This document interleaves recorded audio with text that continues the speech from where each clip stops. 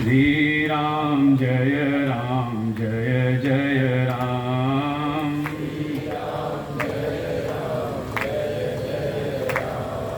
श्री राम जय जय राम।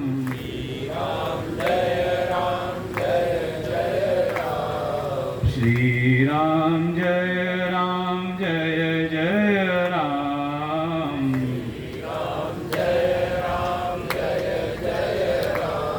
हम श्री राम जय जय राम।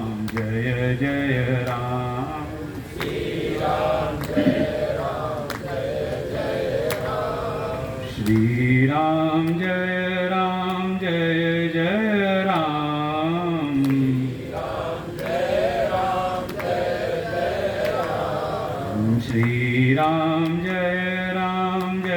जय राम।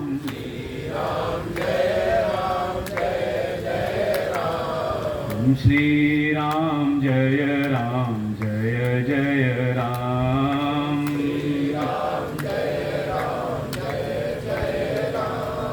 श्री राम जय जय राम।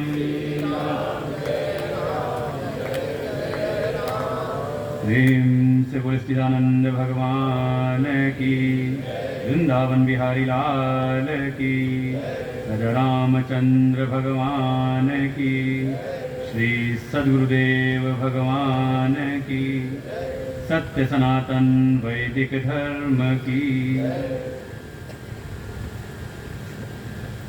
ओम सहना भवतु सहनौ भुनक्तु सह वीर्यं करवावहै तेजस्विनावधीतमस्तु मा विद्विषावहै। ओम शांति शांति शांति। ओम पार्थाय प्रतिबोधितां भगवता नारायणेन स्वयं व्यासेन ग्रथितां पुराणमुनिना मध्ये महाभारतम् अद्वैतामृतवर्षिणीं भगवतीम् अष्टादशाध्यायनीम् अम्ब त्वामनुसन्दधामि भगवद्गीते भवद्वेषिणीम्। नमोऽस्तु ते व्यासविशालबुद्धे पुल्लारविन्दायतपत्रनेत्र येन त्वया भारततैलपूर्ण प्रज्वालितो ज्ञानमय प्रदीप प्रपन्नपारिजाताय स्तोत्रवेत्रैकपाणये ज्ञानमुद्राय कृष्णाय गीतामृतदुहे नमः। सर्वोपनिषदो गावो दुग्धा गोपालनन्दन पार्थो वत्स सुधीर्भोक्ता दुग्धं गीतामृतं वसुदेवसुतं देवं कंसचाणूरमर्दनं देवकी परमानन्दं कृष्णं वन्दे जगद्गुरुम्। यं ब्रह्मा वरुणेन्द्ररुद्रमरुता स्तुन्वन्ति दिव्यैस्तवैः वेदैः साङ्गपदक्रमोपनिषदैः गायन्ति यं सामगा। ध्यानावस्थिततद्गतेन मनसा पश्यन्ति यं योगिनो यस्यान्तं न विदुसुरासुरगणा देवाय तस्मै नमः। शङ्करं शङ्कराचार्यं केशवं बादरायणं सूत्रभाष्यकृतौ वन्दे भगवन्तौ पुनः पुनः। ईश्वरो गुरुरात्मेति मूर्तिभेदविभागिने व्योमवद्व्याप्तदेहाय दक्षिणामूर्तये नमः। 9वें श्लोक से पाठ करते हैं। श्री भगवानुवाच यज्ञार्थात् कर्मणोऽन्यत्र लोकोऽयं कर्मबन्धनः तदर्थं कर्म कौन्तेय मुक्तसङ्गः समाचर सह यज्ञा प्रजा सृष्ट्वा गुरुवाच प्रजापतिः अनेन प्रसविष्वध्वम् एष वोस्त्विष्टकामधो देवान् भावयतानेन हे देवा भावयन्तु वः परस्परं भावयन्तः श्रेय परमवाप्स्यथ इष्टान् भोगान् हि वो देवा दास्यन्ते यज्ञभाविताः ते दत्तान् प्रदायेभ्यो यो भुङ्क्ते तेन एव स यज्ञशिष्टाशिनः सन्तो मुच्यन्ते सर्वकिल्बिषैः भुञ्जते ते त्वघं पापा ये पचन्त्यात्मकारणात् ये पचन्त्यात्मकारणात्।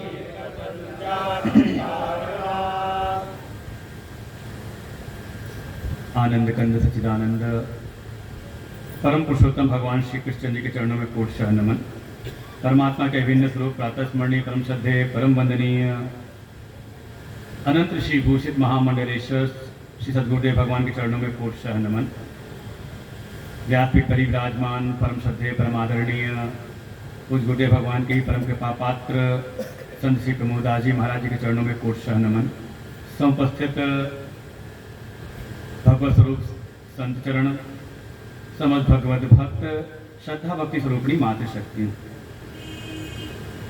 श्रीमद् भगवद गीता का यह तृतीय अध्याय जिसका नाम है कर्म योग, जिसके अंतर्गत जो अभी तक हमने श्रवण किया, कम से कम एक बात तो चित्त पर अंकित होनी चाहिए कि जो अध्यात्म का मार्ग है ये निठल्लों के लिए नहीं है, आलसियों के लिए नहीं है। हमारे गुरुदेव कई बार बीच में कहते हैं ये खाला का घर ना आई कि हाँ मुंह उठाए और चले गए अपने। खाला मतलब मौसी की हाँ सहज प्रवेश हो जाता है ना, तो वैसा सहज है नहीं। भगवान ने स्पष्ट संकेत कर दिया कर्म ज्यायो ही अकर्मणः। और कल भी कहा था सूत्र है दूसरे अध्याय के 47वें 48वें श्लोक में, और उसका विस्तार भगवान तीसरे अध्याय में करते हैं। जो अर्जुन ने पूछा तद एकम वद निश्चित्य येन श्रेयो अहम आपनुयाम, जिससे मुझको श्रेय की प्राप्ति हो वो एक निश्चित करके मुझको मार्ग बताइए। भगवान ने स्पष्ट बता दिया कौन सा मार्ग क्या करो। भगवान स्पष्ट कहते हैं त्वम नियतम कर्म कुरु, कि तुम नियत कर्म करो। कल का 8वां श्लोक याद करें। भगवान ने स्पष्ट वो जो अर्जुन ने पूछा था कि नियत कर्म को तुम करो, क्योंकि अकर्म से कर्म श्रेष्ठ है। और बहुत सुंदर बात कही, जो कर्म योग की एक विशेषता को प्रकट किया कि जो कर्म योग करता है वो अन्य जो सामान्य लोग हैं उसमें से वो विशिष्ट हो जाता है। हमें लगता है कि इतना विलंब क्यों हुआ इस विषय के ऊपर, तो कई बार लगता है कि कई बार कहीं कथा था सुनाओ और कोई प्रसंग आए तो कई बार उसका जो उपयुक्त बिल्कुल दृष्टांत हो समाज का, वो कई बार सामने प्रकट हो जाते हैं। और आज हमारे वरुण जी सामने बैठे हुए लग रहा है बिल्कुल गुरुदेव के चरणों में जो उनका समर्पण है, बिल्कुल कर्मयोगी के रूप में स्पष्ट ऐसा ही भाव भगवान कहते हैं कि वो विशिष्ट। अब सब क्यों विशिष्ट हो गए, क्यों माइक पर बुलाए गए? जो माइक पर बुलाए जाते हैं भाई सबको बुला सकते, किसी को बुला लें। किसको बुलाए? कहा जो कोई विशिष्ट आ जाता है। यही तो होगा हमारे आलोक जी का भाव कि कहीं देखा हाँ हमारे बीच में कोई विशिष्ट व्यक्ति आ गया है तो आज उनको माइक पर बुलाया जाए, उनके कुछ अनुभवों को हम श्रवण करें, उनके द्वारा फिर निवेदन हो। तो सविशिष्यते, कौन विशिष्यते? कहा जो केवल कर्म करता है वो नहीं, बल्कि कर्म योगम आरभ्यते। उसकी तो निंदा भगवान ने स्पष्ट कर दी कि जो लिया हुआ कर्म त्याग देते हैं और नया कर्म आरंभ करते नहीं, वो तो उनकी गति तो कहीं है नहीं। किसकी है? और इसीलिए दो यहां पर दिखाए हैं दृश्य। एक दिखाई दे रहा है, एक व्यक्ति ऐसा है वो बाहर से तो निवृत्त दिखाई दे रहा है, लग रहा है जैसे कोई ध्यानी हो, लेकिन बाहर से तो हो गया निवृत्त और भीतर से उसकी प्रवृत्ति चल रही है। भगवान कह रहे हैं ये यथार्थाचारी नहीं बल्कि ये मिथ्याचारी है। ये वास्तव में दूसरे को नहीं ठग रहा, ये अपने आप को स्वयं ही ठग रहा है। विमूढ़ आत्मा, उसके कुछ नाम दिए भगवान, नामकरण किए हैं। मिथ्याचारी, इसके ठीक दूसरा जो दिखाया, शायद दूसरा कोई ऐसा व्यक्तित्व दिखाई दे रहा है कि उसके पास दिन में 24 घंटे भी कम पड़ते प्रवृत्ति के लिए। उसको लगता है समय और होता तो कुछ और भी हम सेवा कर लेते। वो कई बार हम लोग की मेल मिलाप हो जाता है, कुछ ऐसे ही कुछ आश्रम में कई बार साधक, एक बार कोई हमारे गुरुदेव के शरण में ही आया कोई भागवत का अध्ययन करने के लिए, तो गुरुदेव ने कहा होगा कि लखनऊ आश्रम चले जाओ, तो अब वो लखनऊ आश्रम रहने लगा। अब मन में कहीं ना कहीं कल्पना वही होती, जैसी अर्जुन ने कहा कि अगर ज्ञान श्रेष्ठ है तो मुझको कर्म में क्यों लगा रहे हैं, सीधे ज्ञान का उपदेश करें। तो कई बार भागवत का जो आजकल परंपरा चल पड़ी है कि हाँ कहीं कोई क्रैश कोर्स मिल जाए भागवत का, हम जाएं 3 महीने 6 महीने, और हो रहे हैं आज के समय। वृंदावन में तो कहते हैं घर हर आश्रमों में हर जगह पे संस्थान बने हुए हैं, वहां जाइए 3 से 6 महीने का आपको कोर्स कराया जाता है। किसका? का भागवत वाचन का, कथा वाचन का। तो ऐसी धारणा लेकर के आते हैं गुरु जी के पास चलेंगे तो गुरु जी भी सुनाना शुरू करें, लेकिन अब गुरु जी तो पता लगा कि वहां बुलाया और गुरु जी चले गए कहीं अज्ञातवास में। जिससे पूछे गुरु जी का कहाँ मिलेंगे, का किसी को पता ही नहीं आश्रम में, खासतौर से हमारी परंपरा में हो। अब कल से कई लोग पूरे गुरु जी कहाँ हैं, हमने कहा पता नहीं, 27 तारीख को मिलेंगे हरिद्वार में, उसके बीच में कहा पता नहीं। अब वो कहीं ना कहीं कोई सेवा में लगे नहीं और अभी स्वाध्याय प्रारंभ हुआ नहीं। तो एक दिन हम चाय वाय की सेवा में लगे थे, बहुत पहले की बात, लगभग आज से हो गया 10 साल पहले। तो आकर के हमसे कहा उसने, क्योंकि वो भी आया हुआ था मेरठ से ही, तो हमसे कहा आपका ये था, बातचीत हो रही थी हम लोगों की आपस में, तो कहा आप बोर नहीं होते यहाँ पर। हमने तब सोचा कि बोर होने के लिए समय तो हो, यहाँ समय ही नहीं है, एक काम से पूरा होता है, दूसरा काम सामने खड़ा हुआ है। तो कहने का तात्पर्य यह है कि कोई एक ऐसा है कि बाहर से तो निवृत्त है लेकिन भीतर से कभी कहीं ना कहीं प्रवृत्ति है, और वो प्रवृत्ति आत्म तत्व के चिंतन में नहीं है, वो प्रवृत्ति हो रही है संसार के विषयों के चिंतन में। भगवान कह रहे हैं ऐसा साधक श्रेय की प्राप्ति नहीं करता। और वही दूसरा दिखाया कि जिसके जीवन में बाहर से प्रवृत्ति क्या कहा जाए। कर्म योगियों को देखें तो संसार का एक व्यक्ति जितना कार्य करता है उसे कई गुना कार्य वो करते दिखाई देता है। कोई अगर यहां पर हो तो हम 16 घंटे नौकरी करते हैं तो कहो शायद वो 20 घंटे करता हो, शायद उसको सोने का भी अवसर ना हो, आराम करने का भी अवसर ना हो, उसे ज्यादा कार्य करते हुए दिखाई देता है। बाहर से तो उसकी परम प्रवृत्ति दिखाई देती है, लेकिन भीतर से वो शायद निवृत्त है। संस्कारित मन के द्वारा उसने अपनी ज्ञान इंद्रियों को संयमित किया है, और जो कर्म इंद्रियां उनको बांध करके नहीं रखा है, बल्कि वो असक्त अनासक्त होकर के कर्म में लगता है। अनासक्ति अर्थात अपने संकल्पों से अनासक्त होकर के, जो सामान्य व्यक्ति है वो अपने संकल्पों के, उसके कर्म के पीछे उसके अपने संकल्प अपनी कामनाएं हेतु बनती हैं। और जो कोई कर्म योगी है, कहा वो कर्म तो करता है, कर्म तो दिखाई देता है उसका, लेकिन संकल्प उसका नहीं होता। संकल्प किसका है? संकल्प है जिसकी शरण में वो है, भगवान की शरण में है तो भगवत संकल्प से, गुरु शरण में है तो गुरु के संकल्प से। और बहुत सुंदर बात हमें आधार मिल गया यही से अभी वरुण जी को सुन करके।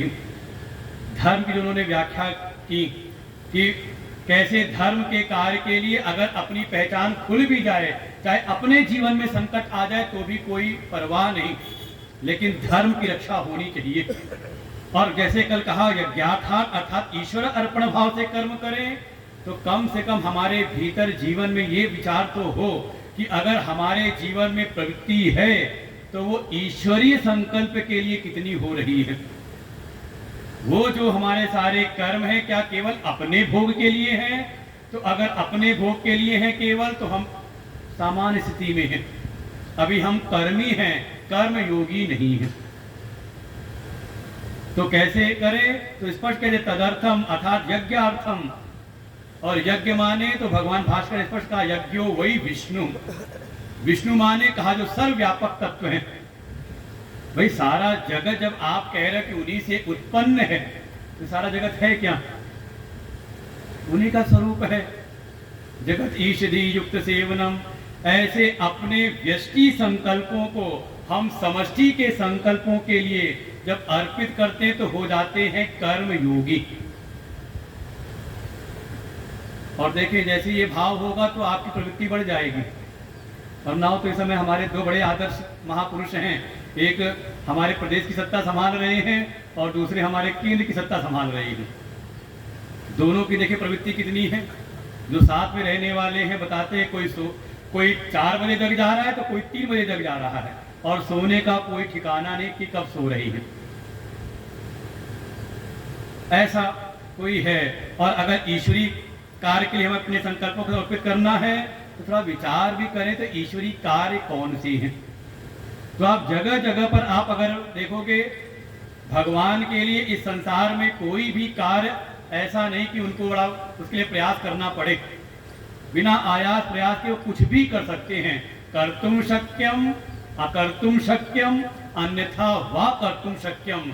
लेकिन इसी जगत में उनकी अपनी बनाई सृष्टि में जब 4 के ऊपर संकट आता है तो उनकी रक्षा के लिए स्वयं परमात्मा अवतार लेते हैं।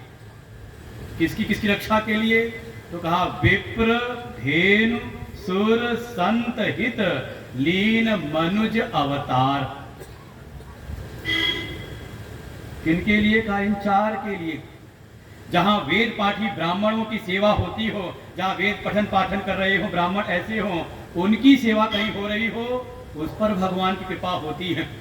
जो उस कार्य में लगा हो, जो गौ की सेवा में लगा हुआ हो, और गाय भी देसी गाय हो, आजकल जर्सी दूध के चक्कर में जर्सी गाय ना हो, देसी गाय की सेवा में लगा हो। तात्पर्य यह है कि दूध के लोभ से ना लगा हुआ हो, गाय की रक्षा होनी चाहिए। और देखें ये दोनों ही दोनों हमारे धर्म के आधार हैं। हमारा कोई भी कर्म अनुष्ठान आपको करना है विधि विधान से, तो इन 2 के बगैर नहीं हो सकता। इसलिए आवश्यकता है इसलिए भगवान आते इनकी रक्षा करने के लिए। फिर अगर जीवन जीना है तो हमें अपनी जो भी दैवी शक्तियां हैं, ये जो प्राकृतिक शक्तियां हैं, इनके जो अधिष्ठात्र हैं, इनके अधिष्ठाता हैं, चाहे वो बाहर समष्टि जगत में हो और चाहे हमारे व्यष्टि जगत में हो, हर एक इंद्रिय के एक देवता है। इंद्रिय द्वार झरोखा नाना, तहाँ तहाँ सुर कर बैठे थाना। तो इनकी भी रक्षा हो। अगर ये अधिष्ठात्र देव नहीं रहेंगे तो इनकी रक्षा नहीं होगी तो आंखें तो होंगी लेकिन दिखाई नहीं देगा, हाथ तो होगा लेकिन हाथ से आप कोई क्रिया नहीं कर सकते। और बाहर जगत में भी अगर वायु शुद्ध ना हो, जल शुद्ध ना हो तो अब दिल्ली की हालत देखिए, रोज समाचार में आ रहा है, यमुना जी कहा अत्यंत प्रदूषित है, झाग बन रहा है, उसमें जहरीला झाग बन रहा है। और वायु अब 2 महीने 2-3 महीने समझ ले, जब तक बारिश ना हो जाए, अब दिल्ली वालों के लिए समझ लो वहां दिल्ली का जीवन समझ नरक में ही है वो। तो इन दोनों की रक्षा के लिए, साथ ही दैवी शक्तियों का, देवताओं की रक्षा के लिए, और चौथे हैं संत, क्योंकि संत के ऊपर ही आधारित है ये जो हमारा अध्यात्म का ज्ञान है। और वेद के 2 ही भाग हैं, एक कर्म का विभाग, दूसरा ज्ञान का विभाग, एक प्रवृत्ति और एक निवृत्ति। प्रवृत्ति में जाना हो तो ब्राह्मण की आवश्यकता है, उससे कम अपने कर्म के विषयों को हम ठीक से समझें। और आपको निवृत्ति में जाना है तो किसी संत की आवश्यकता है।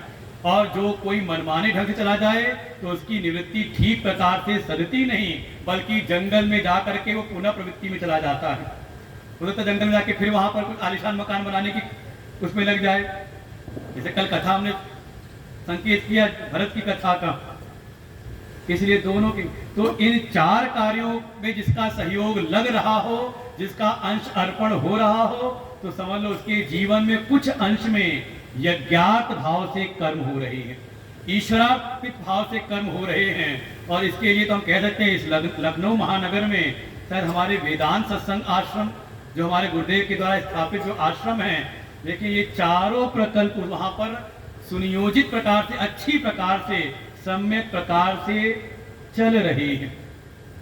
यही कारण है जो संत हैं, जो सदगुरु हैं, वो इस कार्य में लग करके हमें भी इस कार्यों की प्रेरणा देते हैं कि थोड़ा थोड़ा हम भी इसमें लगे। इसलिए बड़े सौभाग्यशाली वो हैं जो इन प्रकल्पों की जो भी समितियां हैं, जो भी कार्य है उसमें लगे रहते हैं, अपना समय दान, अपना अंश दान, अपना धन दान जो अर्पण करते हैं। इसका नाम है ईश्वरार्थ कर्म, यज्ञार्थ कर्म। भगवान ने स्पष्ट संकेत कर दिया कि अर्जुन, अगर तुम्हें श्रेय की प्राप्ति करनी है तो कर्म का त्याग जैसे तुम चाह रहे हो वैसे नहीं करना है।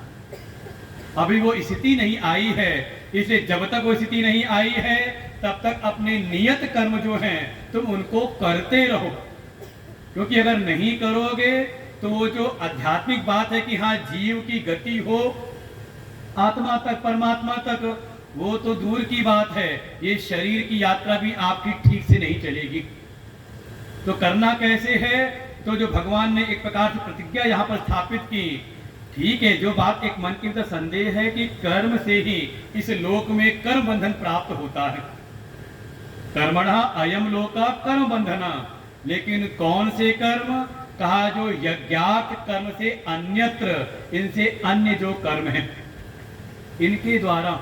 इसे तात्पर्य भगवान स्पष्ट करते हैं, तद अर्थम, अर्थात यज्ञ अर्थम, यज्ञ भावना के साथ में तुम कर्म करो। बस वो 2 शर्तें पक्का ध्यान रखें, मुक्त संग और समाचर। मुक्त संग तो हम बार बार सुन रहे हैं, अब वहां पे अगर समर्पित हो गए तो जिसके समर्पित हैं उनके संकल्पों से। अच्छा, मान लो आपके 2 बच्चे हों, दोनों सेवा करते हैं, लेकिन एक सेवा करता है अपनी मर्जी से, उसको जब जो मर्जी होगी आपके लिए वो सामग्री ले आएगा, सुख के संसाधन आपके सामने प्रकट कर देगा जब उसकी जो मर्जी होगी। लेकिन आप कह दो बेटा 1 गिलास पानी ले आओ, का भी टाइम नहीं है, और क्या पता अंतिम समय आ जाए, उस समय भी सामने नहीं। ये बड़े बड़े महानगरों की समस्या है। और दूसरा ऐसा है, उसके भीतर क्या है, शायद उतनी सामर्थ्य नहीं कि खूब संसाधन सामने खड़ा कर सके, लेकिन माता पिता जो आज्ञा दे दे तो उसको करने में तत्पर रहता है। एक है अपने संकल्पों से, अपनी इच्छाओं से, अपनी सुविधाओं से सेवा कर रहा है, और दूसरा माता पिता के संकल्पों, उनकी इच्छाओं के अनुरूप। तो कौन ज्यादा प्रिय होगा आपको? कौन? अपनी मर्जी वाला। ज्यादातर दुनिया में हम पूजा भी करते हैं, पूजा पाठ उपासना भी कर रहे हैं, तो अभी अपनी सुविधा से कर रहे हैं।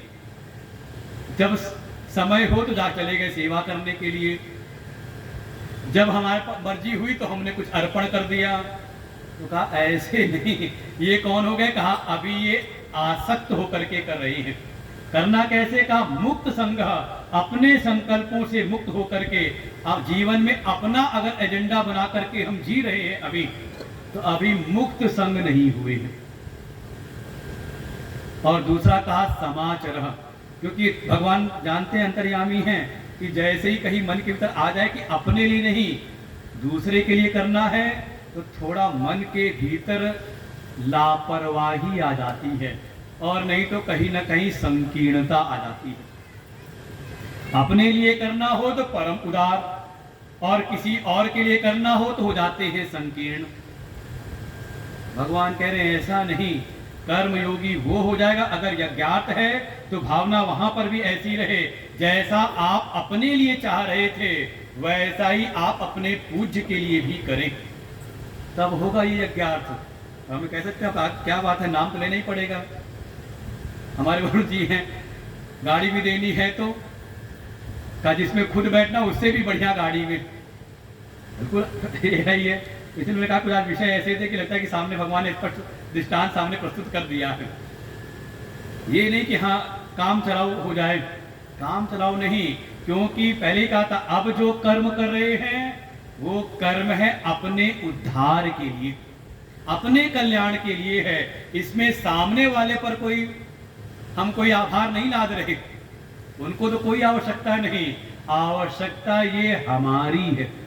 जैसे हमने संसार में किया है, अब अगर हम अध्यात्म के मार्ग में आ रहे हैं, परमार्थ मार्ग में आ रहे हैं, तो संसार से परमार्थ श्रेष्ठ है, तो उसके लिए फिर उतना ही श्रेष्ठ त्याग भी करें, तब प्राप्ति होगी। ये तो हमारे गुरुदेव कुछ सुनाते चुटकुला एक माई गई अपनी बहू को लेकर के गुरुजी के पास में, गुरुजी कुछ कृपा करो।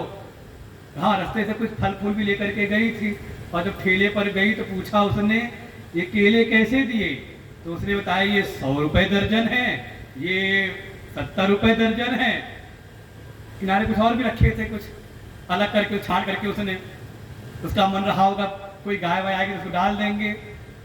तो मैया ने पूछा ये तीसरे जो रखे ये कैसे हैं? कहा ये बेचने इसको क्या कहते हैं, ऐसी गाय को डाल देंगे। नहीं फिर भी बताओ कैसे हैं? उसने कहा जो देना उसको दे देना। चलो ठीक है, 20 रुपए 10-20 रुपए जो देना दे देना, ले जाओ तुम्हें ले जाओ। उसको लगाओ शायद होता उसको भी गाय वाय को खिलाना हो। लिए उसने पन्नी में उठा के पैक किए, तो गुरुजी को अर्पण किया। गुरुजी पूछा हाँ कैसे? तो कहा ये बहुरानी है, बहुत दिन हो गए, सालों हो गए शादी के, 3-4 साल हो गए, कोई बच्चा नहीं हुआ। मुझे कहा हाँ कृपा होगी, ठीक है हो जाएगा, जाओ जाओ। चली गई, और गुरुदेव की ऐसी कृपा, संत की ऐसी कृपा, अगले वर्ष फिर आई वो। अरे गुरुजी बड़ी कृपा, पिछले वर्ष आपने इसको आशीर्वाद दिया था, अब देखो इसको फिर इसको बहू को बच्चा हो गया। लेकिन गुरुजी देखो आपके आशीर्वाद से हुआ तो है, लेकिन ये बड़ा लुंज पुंज सा रहता है, बड़ा हमेशा इसको कोई ना कोई रोग लगा रहता है। आपका आशीर्वाद मिल जाए तो ये थोड़ा स्वस्थ हो जाए। आपने आशीर्वाद तो बढ़िया दिया था, लेकिन कुछ लुंज पुंज सा। तो महात्मा जी ने कुछ याद रहा होगा, उन्होंने कहा अरे मैया ये तो बताओ जब आई थी तो जो भेंट लाई थी वो भेंट कैसी थी, वो केले कैसे थे? जैसी तू भेंट लाई थी वैसा ही फल प्रकट हुआ है। इसलिए बहुत सावधान, अगर परमात्मा से आपको श्रेष्ठ वस्तु चाहिए तो श्रेष्ठ का ही त्याग करना पड़ता है। इसलिए भगवान कह रहे हैं समाचर, पकड़ के रखें इस बात को। यज्ञार्थ कर्मणो न्यत्र यज्ञ, अब इसको अगली लाइन जो है 9वें वाले की, ये प्रतिज्ञा वाक्य है। तदर्थम, तद माने उसी यज्ञार्थम, यज्ञार्थम कर्म कौन्तेय मुक्त संग समाचर। ये हो गई बिल्कुल प्राण पंक्ति कि इसका नाम दिया। इस प्रकार से कोई करे कर्म। हे अर्जुन, तुम अपने नियत कर्मों को, जो तुम्हारे नित्य नैमित्तिक उपासना और प्रायश्चित, काम कर्म नहीं, निषिद्ध की तो बात ही छोड़ दो, वो तो पकड़ना ही नहीं है। अब काम में भी नहीं, अपनी कामना के लिए नहीं, कामना भी हो तो जैसे हमारे हनुमान जी हैं, वर्णनी के जब निकलते हैं तो जिमि रघुपति अमोघ कर बाना, एहि भांति चलेऊ हनुमाना। ये है कर्मयोग का बिल्कुल अगर प्रकट दृष्टांत। हनुमान जी कैसे जा रहे हैं? कहें जैसे रघुपति भगवान श्री राम का बाण है। और बाण भी कैसा? कहा अब प्रभु का बाण है तो अमोघ होगा, व्यर्थ नहीं जाने वाला। लेकिन कोई चले तो ऐसे, कहा बाण जा तो रहा है, तो क्या बाण की अपनी कोई दिशा होती है? अपना कोई लक्ष्य, बाण का अपना कोई लक्ष्य होता है? जो उसमें गति है वो क्या उसकी अपनी होती है? का अपनी नहीं, बल्कि जो बाण, जिसका बाण है, जिसने बाण का संधान किया है, वो उसके लक्ष्य के लिए चलता है।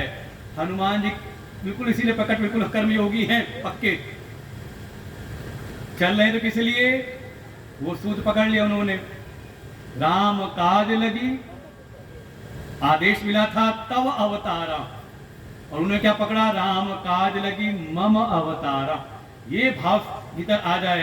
पर कल भी एक बात कही थी, सीधी सीधी बात है, मनुष्य बन करके जन्मे हैं तो मनुष्य ही न मरे, भगवान के बन जाएं, भक्त बन जाएं, जीवन हमारा।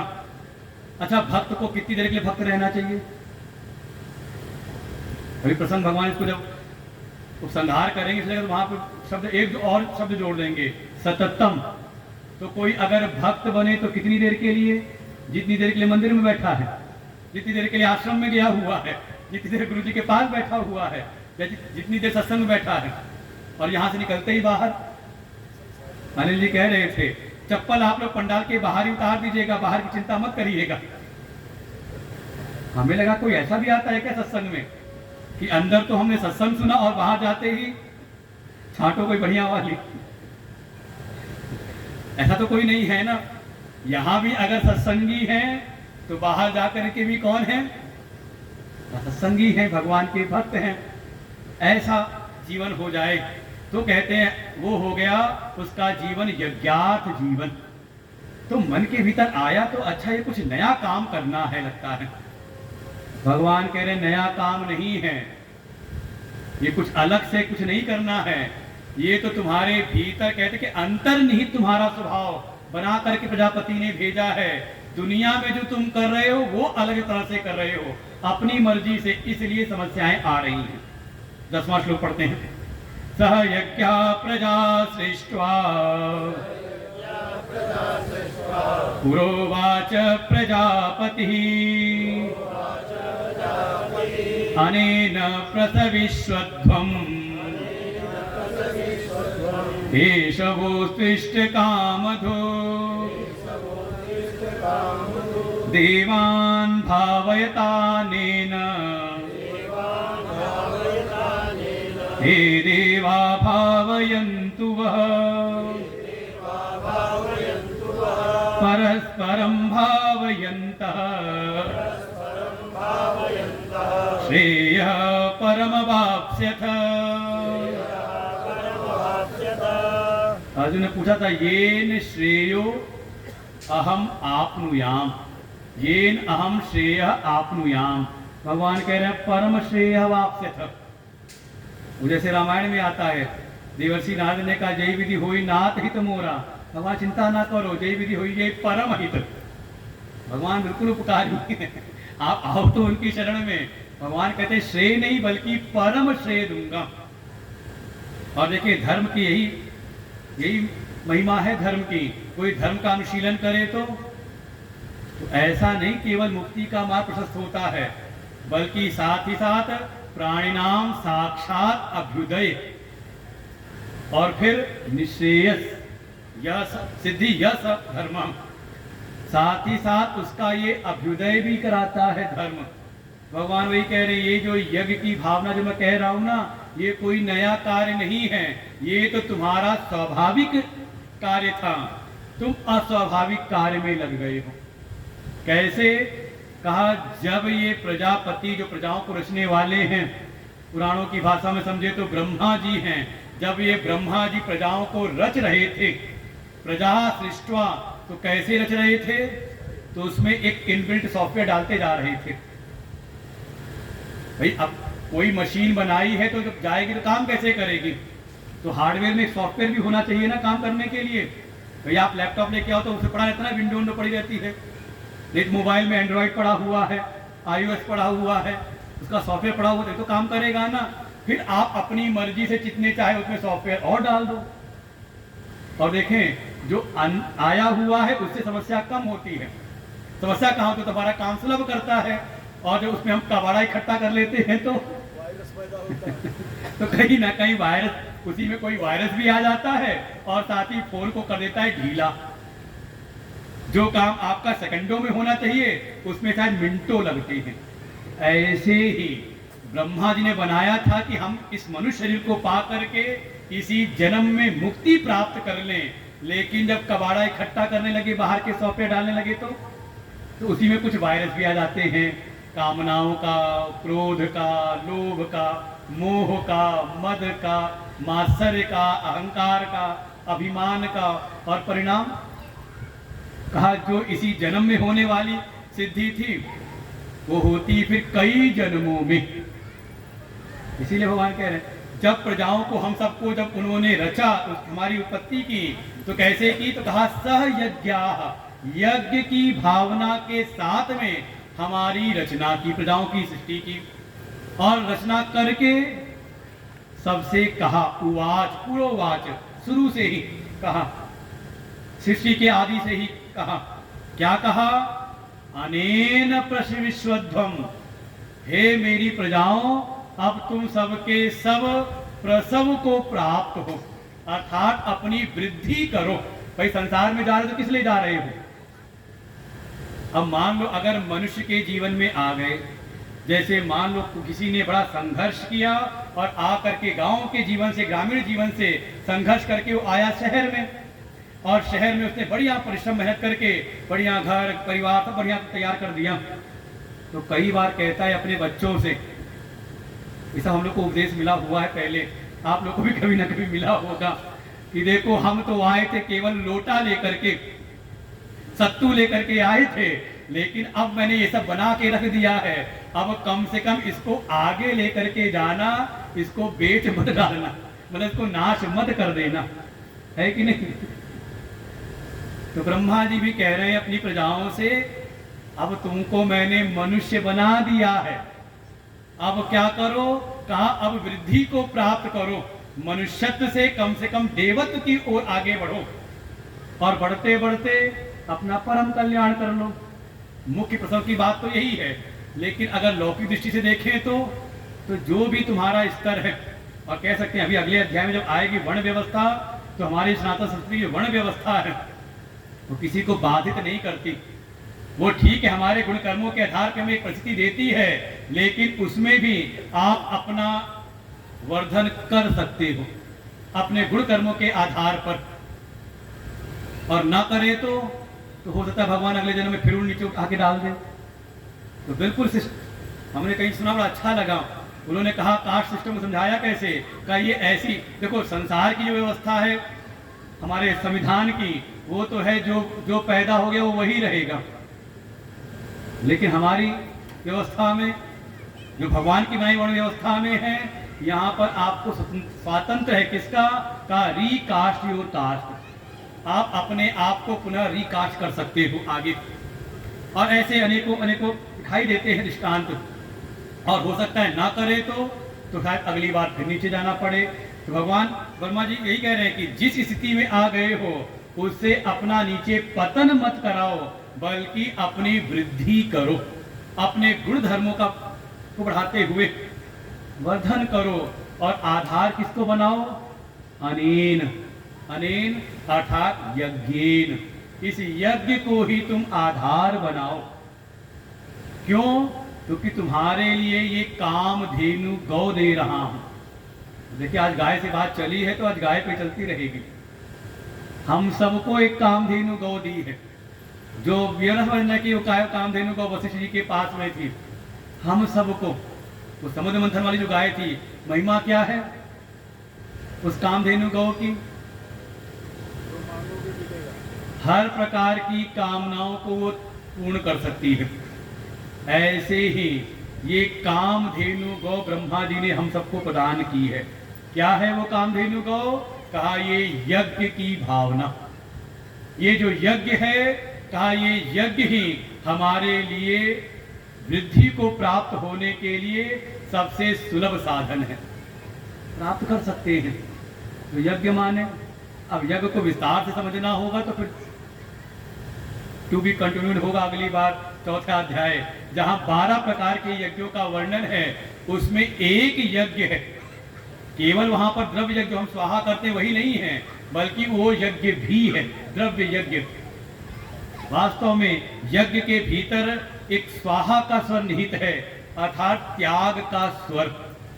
इस त्याग के द्वारा अपने आप का वर्धन करो। और देखिए जैसे ये त्याग की बात आ जाए तो, और भगवान इसकी महिमा आगे बढ़ाते चले जाएंगे। यहाँ कर्म योग में, वहां भक्ति योग में भी कहेंगे त्यागात् शांति अनंतरम। तत्काल मिलती, अनंतर ही आपने त्यागा और शांति मिल जाती है। लेकिन हमें तो लगता है कि जब भोग करेंगे तो शांति मिलेगी, सुख मिलेगा। ये समझ लो, ये भ्रमित ज्ञान है, भ्रम वाला ज्ञान है। क्योंकि हमारी श्रुति भी कहती है तेन त्यक्तेन भुंजिता। अगर भोग भी करना है तो त्याग की वृत्ति के साथ में ही, त्याग को छोड़ करके नहीं। और देख चाहे अपने जीवन को, व्यवहार को देखें, त्याग में ही सुख है, भोग में नहीं। अब ज्यादा दृष्टांत न देके सीधे शरीर पे ले आए तो शरीर में अगर विसर्जन क्रिया रुक जाए, त्याग जो क्रिया, विसर्जन जो क्रिया है, चाहे वो पसीनों के द्वारा हो रही है, जो भी भीतर विषैले कण हैं या जो अनवांछित हैं, चाहे वो मलमूत्र के द्वारा, ये रुक जाए तो कितना भोग का सुख ले सकते हो आप। सामने 56 भोग भी लगा हो, लेकिन आपको रास नहीं आता, उसका स्वाद नहीं आता। क्या है? कहा त्याग के द्वारा ही। अगर जीवन में त्याग है तो भोग का सुख मिलता है, और नहीं तो बढ़िया से बढ़िया भी चीज आपको मिल जाए और कोई आस पड़ोस में जानने वाला ना हो, मिलेगा सुख? कहा जो वस्तु के, जो भोग का सुख है ना, वो हम लोग बचपन में होता था। कोई खाने की चीज है बढ़िया, अगर दूसरे से कम मिले तो सुख नहीं मिलता था। दूसरे ज्यादा मिल जाए या अच्छा मिल जाए तो खाने में सुख कम होता था, दिखाने में सुख ज्यादा होता था। देखते से ज्यादा मिला होगा, क्या वो प्रदर्शन का, वो भी कहीं ना कहीं क्षणिक ही है। वास्तव में भोग में नहीं बल्कि त्याग में सुख है। त्याग पूर्वक जीवन जिए, ये त्याग का स्वर जीवन में आ जाए, इसी का नाम है यज्ञ की भावना। और जो कोई करे, और देखिए जीवन क्या पूरे व्यवहारिक जगत में है आपको। हाँ, हमारे महाराज जी ने भी जो कथा सुना रहे हैं, बड़ा अच्छा उन्होंने कथानक सुनाया। ये गुरु जी के 4 शिष्य थे। एक दिन सबको बुलाया गुरु जी ने, 4 या 3 शिष्य सबको बुलाया अपने पास में, और फिर जब चलने लगे चारों शिष्य, तो उनके पास कुछ, अब निवृत्ति मार्ग वाले थे पक्के, ज्यादा कुछ तो था नहीं, कुछ चने रखे थे। चारों को एक एक मुट्ठी चना दे दिया, लो यही मेरे पास में है, यही तुमको दे रहा हूं। 4 ही रहे होंगे। पहला वाले ने कोई मुट्ठी चना मिला, बाहर गया, पता नहीं क्या गुरु जी को क्या कुछ समझ में नहीं आया, चना दे रखा, क्या करूं चने को, उड़ा के वही झाड़ी में फेंक दिया। चने क्या करूंगा, एक मुट्ठी चने से क्या होने वाला मेरा, ये चना चबाऊंगा मैं? भैया 56 भोग मिलते हैं भक्तों के यहाँ, अब गुरु जी के पास भगत नहीं तो क्या हुआ, झाड़ी में फेंक दिया। दूसरे को मिला तो उसको लगा गुरु जी का प्रसाद है, उसने चने को खा लिया। तीसरा जो था उसको लगा अरे गुरु जी ने चने दिए हैं, गुरु जी का प्रसाद है। अब पता नहीं गुरु जी दोबारा मिले ना मिले, ये गुरु जी की निशानी है। बढ़िया घर में आया, कोई चांदी का कटोरा था, चांदी कटोरे में चने रखे बड़ी श्रद्धा से, और रोज उस पर कुछ जल रख के पूजा करता है। ये गुरु जी की निशानी है। रखा रहा। जो चौथा था उसको भी चने मिले थे, लेके चला, कुछ तो चने उसने खा लिए, और उसमें से कुछ जो चने थे उसको जा करके एक क्यारी बनाई और उसमें बो दिया। बोया तो फिर चने निकले। जब फिर चने निकले तो उसको याद आया गुरुजी ने दिए थे, पहला हिस्सा मैं गुरुजी के लिए निकाल देता हूँ, फिर एक हिस्से से अपना फिर भरण पोषण कर लूँ, और फिर जो एक हिस्सा था उसको फिर बोल दिया। फिर चने हुए, ये चलती रहेगी। उसका फिर वही है ना कि भाई जिनकी कृपा से मिला है। अब गुरुजी बात कह के गए हैं ना कि मैं रिटायर हो रहा हूँ और जो मेरा ज्ञान लेके ये निकल रहे हैं ये सब रॉयल्टी भरे।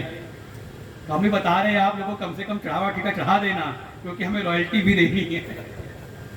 तो ले करके वही बात क्या हुआ, कुछ उसने अपने, ऐसा नहीं कि अपने लिए नहीं रखा, अपना भी लिया, गुरुजी के लिए भी निकाल के रखा कि गुरुजी को जाके भेंट करूंगा, और उसी से वो बाकी आगे भी बढ़ता रहा। समझ आती चारों को। एक ने कहा उसको बिल्कुल निरर्थक कहीं उठा करके ऐसे ही फेंक दिया, उसकी चर्चा नहीं, समझ लो नास्तिक भाव में। दूसरा कोई है, उसने केवल भोग पर वृत्ति थी तो भोग कर लिया, तो भोग कितना हुआ, एक बार का भोग। तीसरे ने बड़ी श्रद्धा से रखा, ठीक है, उसकी श्रद्धा बनी रहे, भक्त कह सकते हैं, ठीक है, लेकिन वास्तव में गुरु जी की परंपरा को, गुरु जी के आशीर्वाद को बढ़ाया किसने, कहा जिसने विवेक पूर्वक विभाग किया कि हाँ इसको हम थोड़ा निवेश करें, थोड़ा हम त्याग भी करें, थोड़ा भोग भी करें, और परिणाम फिर मिलता है। तो ऐसे ही उसका जो है त्याग और भोग दोनों ही बढ़ते चले गए। बस यही करना है कि ये जो त्याग की बात मिली हुई है केवल भोग के लिए नहीं, भोग में सुख नहीं है। और क्या घरों का अगर बात देखी जाए, कई बार होता है कि घर में अगर कोई ना हो तो माताएं रसोई भी नहीं बनाती। अब मन में हो आज तो कोई नहीं है, बढ़िया बढ़िया 56 भोग बनाओ, बढ़िया पूरी पकवान बनाओ, आज तो कोई किसी को खिलाना नहीं है, अपने लिए बनाना है तो बढ़िया बनाओ। कह रही अब तो आता है बिस्कुट ही खा करके टाइम निकाल ले, चाहे पी के निकाल दे।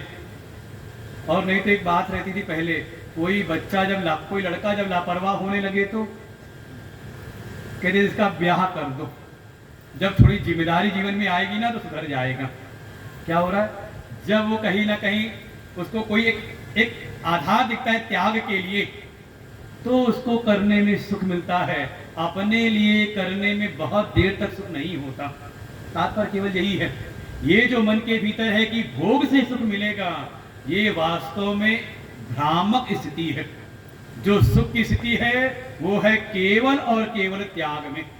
जितना आप संसार में त्यागते हो, ये प्रकृति कुछ रखती नहीं, बल्कि कई गुना बढ़ा करके आपको देती है। ये है भाई, भूमि में आधी मुट्ठी तो खाया होगा, आधी मुट्ठी डाला होगा, लेकिन बढ़ के कई मुट्ठी और मिलाना, बढ़ता चला गया उसका। तो ब्रह्मा जी ने सबको यही उपदेश किया, हम सबको किया हुआ है। और यहाँ भगवान कर रहे उसी बात को बता रहे हैं कि ये जो त्याग का स्वर है, ये जो स्वाहा का स्वर है, ये जो यज्ञ की भावना है, का यही हमें मिली हुई कामधेनु गाय है। इसको जाके गौशाला में किसी और की मत बांधो, इसको अपने भीतर बांध करके रखे रहो, तभी इस संसार में प्रसव की प्राप्ति होगी, आपका वर्धन होगा। तो मन के भीतर आता है अच्छा सबको कहा है ना, तो कोई करे तो पहले कोई हमारे लिए करे फिर हम करेंगे। कहते हैं ये हमारी सनातन संस्कृति नहीं है। भगवान को ये प्रिय नहीं है कि हम इंतजार करें कि कोई और अच्छा कार्य करे, क्योंकि हमारे हिंदू धर्म में सबसे ज्यादा हो चुका है। करना तो चाहिए, लेकिन वो कहीं पर ऐसा ही था, वो कोई होता है ना कई बार ब्रह्मचारियों की समिट हो, कोई ऐसा होता है आयोजन, हमने सुना था चिन्मय मिशन के महात्मा जी के, उन क्या होता है जब ब्रह्मचारी दीक्षा होती है तो घर परिवार वालों को बुलाया जाता है, उनके माता पिता को। तो कहीं वो चल रहा था कार्यक्रम, तो किसी ब्रह्मचारी के माता पिता आए हुए थे, तो कोई जो भक्त समुदाय में थे वो आए, उनको प्रणाम किया, बड़ी उनकी प्रशंसा की, अरे आप बड़े सौभाग्यशाली हैं। आप बड़े धन्य हैं, आपका बच्चा देखिए ब्रह्मचारी संत बन गया, आप बड़े सौभाग्यशाली हैं। तो उन्होंने बड़ा व्यंग के रूप में कहा, नहीं ये सौभाग्यशाली तो आप भी हो सकते हो, अपने बच्चे को भी यहाँ दाखिला करा दो चिन्मय मिशन में। कहा नहीं नहीं ऐसी बातें हमारे बच्चों से मत करना, अच्छे कार्य तो होने चाहिए, कौन करे। सबसे ज्यादा अगर समस्या आज हमारे धर्म में है कि आज बोलना पड़ रहा है, बटोगे तो कटोगे। इतिहास ध्यान नहीं रखते कि जहां जहां बटते गए हम कटते चले गए। केवल ये चुनाव के समय की बात नहीं है, आप अपने पूरे भारतवर्ष को देखो, जैसे जैसे जहां जहां बटते चले गए वो हिस्सा कटता चला गया, और अभी भी हिस्से कट रहे हैं। बहुत सारे ऐसे क्षेत्र हैं जहां आपके भारतवर्ष में आप उन मोहल्लों में प्रवेश नहीं कर सकते। अरे प्रवेश करना मुश्किल है, कोई जाता भी है तो हाथ की आस्तीन पूरी कर लेता है, कलावा लवाना दिख जाए। और कुछ नहीं तो हम ही बता दें, मेरठ क्षेत्र में ऐसे बहुत सारे क्षेत्र ऐसे हैं, गांवों में आप जा नहीं सकते हिंदू बन करके, आप बताना पड़ता है। क्यों? क्योंकि दूसरे तो पूरी तैयारी करें, उनको ज्यादा भोग की चिंता नहीं है, भीख मांग करके खा लेंगे, पंचर बना करके अपने जीवन यापन कर लेंगे। लेकिन जहां धर्म की बात होगी तो उसे कोई समझौता नहीं। जो सनातन धर्म का नाश करे, जो उनके धर्म को बढ़ावा दे, उसके लिए एकजुट हो जाते हैं। और हमारे जो सनातन धर्मी हैं, ये तो अपना फायदा देखते किस नेता से हमारा व्यक्तिगत परिचय है, यही समस्या है हमारे सनातन धर्म के गिरने की। उनके देश के देश बनते जा रहे हैं, और हमारे यहाँ अब ये भी कोई है हिंदू राष्ट्र, जो ये है भी तो ये भी सेकुलरवाद। और कई बार हमारे हिंदू ही सेकुलर बनने बड़ा अपने गौरवशाली जड़ मूर्ख है, उसने नाश कर रखा है। केवल भोग के लिए नहीं कि बस रोटी कपड़ा मकान की व्यवस्था करने में, पूंजी बढ़ाने में ही चारों तरफ से घिरे जाओगे तो रखी पूंजी लूट करके ले जाएंगे। ना हो तो कभी टीवी भी खोल के ये भी न्यूज देख लिया करो, क्या हुआ अफगानिस्तान में, क्या हुआ होगा कश्मीर में। जो बड़े बड़े क्या कहते हैं वहां के सेठ थे, बड़े बड़े जो वहां के रईस थे, आकर के रिफ्यूजी कैंपों में जम्मू और दिल्ली में एक एक कमरे में 10-10 लोग रहने नौबत आई। कोई कमी नहीं, 50-50 कमरों के घर थे। इसलिए थोड़ा धर्म के लिए भी सजग रहे। भगवान बिल्कुल स्पष्ट कह रहे हैं, इंतजार मत करो कि कोई महापुरुष आएगा वो कर देगा सारा काम, खुद भी करो, प्रतीक्षा मत करो। देवान भावतानेन, आप पहले जो भी देव हैं उनको आप भावित करो, उनको आप वर्धन करो उनका। बदले में ते देवा भावयन्तु वह, वो फिर वह माने तुम्हारा, विष्मभ्य तुम्हारा, वो जो तुम्हारे द्वारा भावित, तुम्हारे द्वारा जो वर्धित देवता हैं, वो फिर तुम्हारा वर्धन करेंगे। और ऐसे ही परस्परम भावयंता, कितना आसान काम है, ज्यादा मेहनत नहीं है साधना के इस कर्म योग के मार्ग में, इस ईश्वरी कार्य के मार्ग में। समस्या तो वहां पर है, करो आस लगा के बैठे रहो, पता नहीं होगा भी कि नहीं होगा। क्योंकि कहीं ना कहीं हमने अपने भीतर कुटिलता बचा के रखी, अपने स्वार्थ के लिए है। तो ये जब भीतर जो स्वार्थ की भावना बैठी हुई है, तो ये सामने किसी के ऊपर भी विश्वास नहीं करने देती। लगता है कि सब तो अपने स्वार्थ के लिए, जैसे हम अपने स्वार्थ के लिए, तो आपको भी आशंका बनी रहेगी कहीं ऐसा नहीं ठग तो नहीं लेगा, कहीं काम बिगाड़ तो नहीं देगा, बना रहेगा और जीवन जस का तस। लेकिन जिसके भीतर त्याग की वृत्ति, उसको लगता है हमने किया तो हमें भी मिलेगा, ये भावना लेकर के कभी मत आना जीवन में। ये कई बार होता है, हम तो मरे जा रहे हैं, हमें कोई पानी पिलाने वाला होगा कि नहीं होगा, ये समझ लें। ये अभी कहीं ना कहीं भगवान पर विश्वास नहीं। आपको शायद सृष्टि के चक्र की जो चल रहा है, अभी आप उस रहस्य को नहीं जानते। हो सकता है ऐसा समाज भी देखने को मिलता है, कई ऐसे होते उनके घर वाले, उनके जो अपने सगे संबंधी हैं वो नहीं करते, तो उनके लिए समाज करने वाला हो जाता है। बड़ी बड़ी संस्थाएं, आश्रम कैसे चल रही हैं, कौन से सन्यासी अपने बच्चों को लेकर के आ रहे हैं, लेकिन फिर भी उनकी व्यवस्थाएं चल रही हैं। क्यों? क्योंकि वो समाज के लिए कर रहे हैं, बदले में समाज उनके लिए कर रहा है।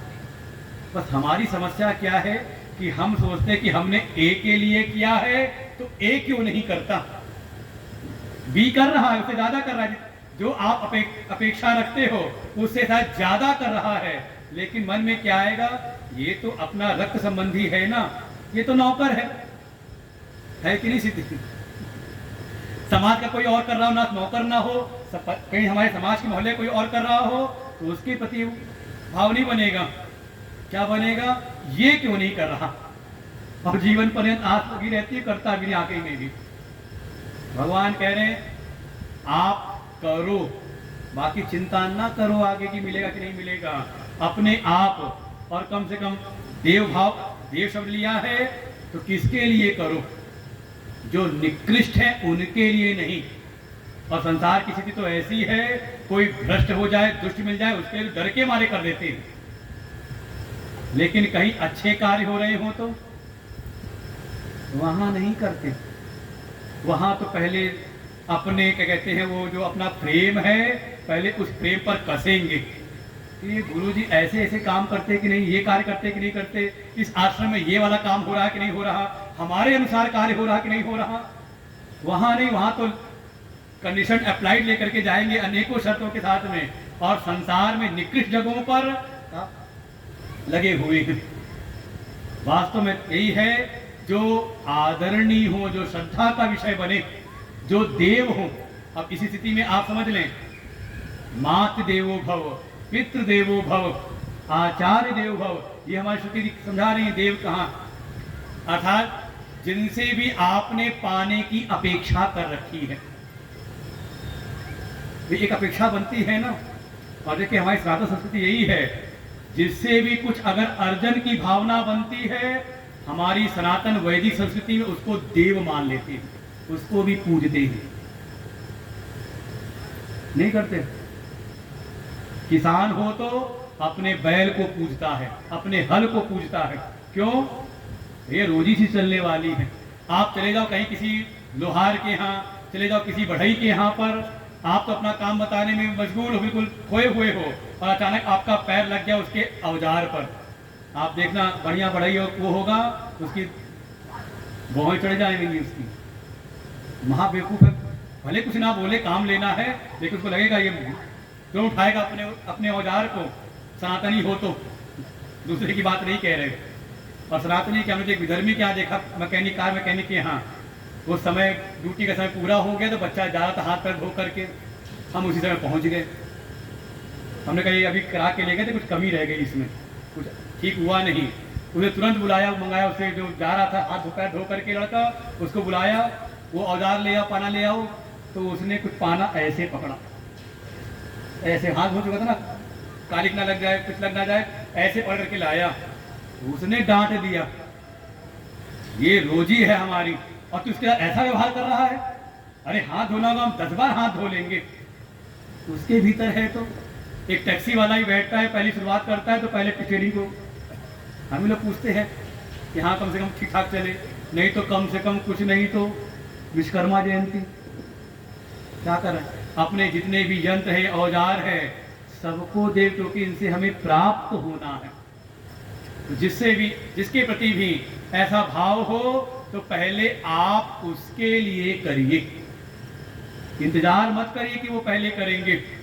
और परिणाम में का वो आपकी इस सेवा से, आपकी इस भावना से वो भावित हो करके वो आपको देंगे।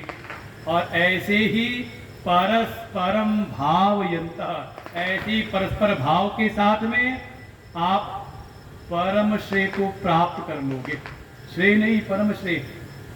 तो कहा ये संसार में कर्म करते करते, कहा हाँ जब ये त्याग की भावना होगी, दूसरों के लिए करने की त्याग की भावना होगी, तो यही भावना बढ़ते बढ़ते एक समय आपके भीतर ईश्वर के प्रति समर्पित कराएगी, इस तत्व के ज्ञान के लिए। क्योंकि भीतर कहीं ना कहीं अंतःकरण का शोधन होगा त्याग की वृत्ति से, और धीरे धीरे कभी न कभी यही संसार में जो जीवन है, कर्म योग का जो जीवन है, यज्ञ की भावना से किया हुआ जीवन जो है, यही आपको कभी समर्पित करा देगा किसी सदगुरु की शरण में। और वहां भी जाकर के आप आस नहीं लगा के रखोगे कि गुरु जी पहले करें, गुरु जी पहले कुछ करे तो हमारे वहां पर कृपा तो करे, उनका आशीर्वाद तो फलीभूत हो, फिर हम चढ़ावा चढ़ावेंगे। ये वो नहीं है जो तो संसार में कि हाँ पहले मनोती का धागा बांधेंगे और जब काम पूरा होगा तो चढ़ावेंगे। ऐसा तो पहुंचता ही नहीं वहां पर। कौन का जिसने जीवन में यज्ञ की भावना के साथ में, त्याग की भावना के साथ में ये परस्पर भाव से जीवन जिया है, तो इसी त्याग के बल से, जैसे समझ लें कोई एक दिन में ओलंपिक का मेडल नहीं जीत करके लाता, कोई एक दिन में वर्ल्ड कप का जीत करके नहीं लाता। जो जीवन में वो निरंतर छोटे छोटे अभ्यास करता रहता है, वो निरंतर नित्य के जो निरंतर के अभ्यास हैं, वही उसके भीतर वो सामर्थ्य उत्पन्न करते हैं कि जा करके ओलंपिक का मेडल भी जीत लाता है। ऐसे ही इस त्याग की वृत्ति के साथ में किसी सदगुरु की शरण में गया और ऐसे ही परस्पर भाव से कि चलो हम गुरु जी की सेवा करें, और बदले में जब गुरु जी की कृपा होगी, जब वे प्रसन्न होंगे, ये विषय से आएगा अगले अध्याय में, तद्विधि प्रणिपातेन परिप्रश्नेन सेवया। जब अर्थ निकालना हो तो परिप्रश्न सेवया नहीं, तब लगाना वहां पर सेवया परिप्रश्नेन। नहीं कि पहले प्रश्न करना है तो गुरु जी से संतुष्ट होंगे तब सेवा करेंगे। गुरु जी को कोई ठेका लगा रखा है आपका? और खास होता हमारे गुरुदेव हो तो वो मन को पढ़ लेते हैं किस भावना से आया हुआ है, और फिर उसकी ऐसी छुट्टी करते हैं कि वो उसको जिंदगी भर याद ही रहता है। वही परस्पर भाव, कोई सदगुरु मिले उनके चरणों में समर्पित होता है और फिर वहां वो अपनी सेवा प्रदर्शित करता है, सेवा निवेदित करता है, प्रदर्शित नहीं से निवेदित करता है, और करते हुए उसकी सेवा से प्रसन्न होकर के जो सदगुरु हैं उसको वही शांत निष्ठा वालों के लिए जो ज्ञान है वो ज्ञान प्रदान करते हैं, और उस ज्ञान के द्वारा वो परम श्रेय की प्राप्ति कर लेता है। अवाप्तः स्वर्गम वा परम श्रेय, अवाप्तः वो परम श्रेय की प्राप्ति कर लेता है। तो करना क्या है? अब देखो, यज्ञ की भावना से कर्म करो, इसी का नाम है कर्मयोग। उसका फिर नियम बता दिया कि वास्तव में यज्ञ की भावना है क्या, का परस्पर भाव बना रहे। और इसके तो कथानक भी सुनाते हैं महात्मा लोग, संत लोग, कि एक समय जो सृष्टि के विधाता हैं ब्रह्मा जी के मन में आया कि चलो ये जो भी हैं देवता दैत्य दोनों को निमंत्रण देते हैं, दोनों पक्षों को, पक्ष विपक्ष दोनों को ही बुला लेते हैं, कुछ भंडारा वंडारा किया जाए। सूचना भेजी गई तो देवता भी चलते हैं, दैत्य भी चलने लगे। और आज का परिदृश्य हो तो मानो ज्वाइंट पार्लियामेंट्री कमेटी हो, उसका कहीं लंच हो, डिनर हो, तो जब चलते हैं विपक्ष वाले वहां तो बीच में आ गए कौन? कहा पत्रकार। कहाँ जा रहे हैं? बताएगा जा रहे हैं, लगता है होगी तो कोई ना कोई साजिश ही वहां पर, लेकिन फिर भी हम सजग होकर के, सावधान होकर के वहां रहेंगे, उनकी सारी साजिशों का जवाब देंगे। तो दैत्य भी, उनके मन में शंका आई, ये आज बुला रहे देवताओं के साथ में बुला रहे हैं, कहीं ऐसा तो नहीं जो पहले एक बार किया था समुद्र मंथन में जब अमृत पिलाना था, तो ऐसी कोई तो बात नहीं है, कोई वैसे ही भोज भंडारा तो नहीं करना है कि देवताओं को पिलाएंगे अमृत और हमको पिला देंगे मदिरा शराब। चलो कोई बात नहीं, सावधान होकर सबको सचेत किया, सजग होकर के वहां रहना। और जब वहां पहुंचे तो बड़ा सा सभागार था और वहां पर सब व्यवस्था थी, पंगत बैठाई जाने लगी। और पंगत भी कैसी रही, हमारे आश्रम में बीच में ऐसी टेबलें लगाई थी हमारे वरुण जी ने कि उसमें इधर भी कुर्सी थी, इधर भी कुर्सी थी, टेबल बीच में थी और दोनों तरफ बैठने वाले थे, तो आमने सामने बैठ के बैठते थे। तो ऐसे ही एक तरफ देवता बैठ गए पंगत में और एक तरफ दैत्य लोग। लगा कि हाँ व्यवस्था तो ठीक ठाक है। तब तक वहां पर कुछ सेवक जो है बढ़िया बढ़िया चंदन की लकड़ी, सुगंधित चंदन की लकड़ियां, वो टुकड़े टुकड़े लेकर के आ रहे थे। सबको लगा अच्छा ये भोजन के बाद विदाई में मिलेगी, बढ़िया चंदन घिस करके तिलक लग कुंड लगाएंगे। ये पाउडर वाला कभी कभी नुकसान कर देता है चर्म को, ये बढ़िया चंदन मिला है, शायद ये विदाई में मिलेगा। तब तक कुछ सेवक आए और वो चंदन की लकड़ियां, भोजन तो बाद में परोसा जाएगा, वो 15वां अध्याय का पाठ शुरू हुआ। और तब तक सेवकों ने आके चंदन की लकड़ियां थी उनको सबके ये हाथों में बांध दिया, कोहनी पर हाथ सीधा करो, डंडी लगाई, यहाँ बांधा, यहाँ बांधा, दूसरा हाथ करो, बांध दिया। समझ में आया नहीं। उसके बाद बढ़िया बढ़िया छेने का रसगुल्ला, तो काला जाम, इमरती, जलेबी भी आई होगी, जलेबी सब परोसी गई। उसमें और प्रकार के कुछ चारों प्रकार के भज्य, भक्ष्य, भोज्य, चोष्य, लेह, चटनी भी रही वहाँ पर, सब तरह की वहाँ पे परोसी गई। चाहे दाल वाली पूड़ी भी रही हो, शाही पनीर भी रहा हो, सबका सब बढ़िया बढ़िया वहाँ पर परोसा जाने लगा। मुंह में पानी भी आ रहा है। और जैसे ही 15वां अध्याय पूरा हुआ, वो दैत्यों ने उठाया अपना वो रसगुल्ला, जैसे ही मुंह में रखने को हुए तो ना तो ये हाथ मुंह के पास आए, ना मुंह हाथ के पास जाए। ये तो मुड़ना नहीं है। ये भगवान ने कैसी मशीन बना रखी है। और अगर ये मशीन इतनी बढ़िया ना होती तो जाए ना।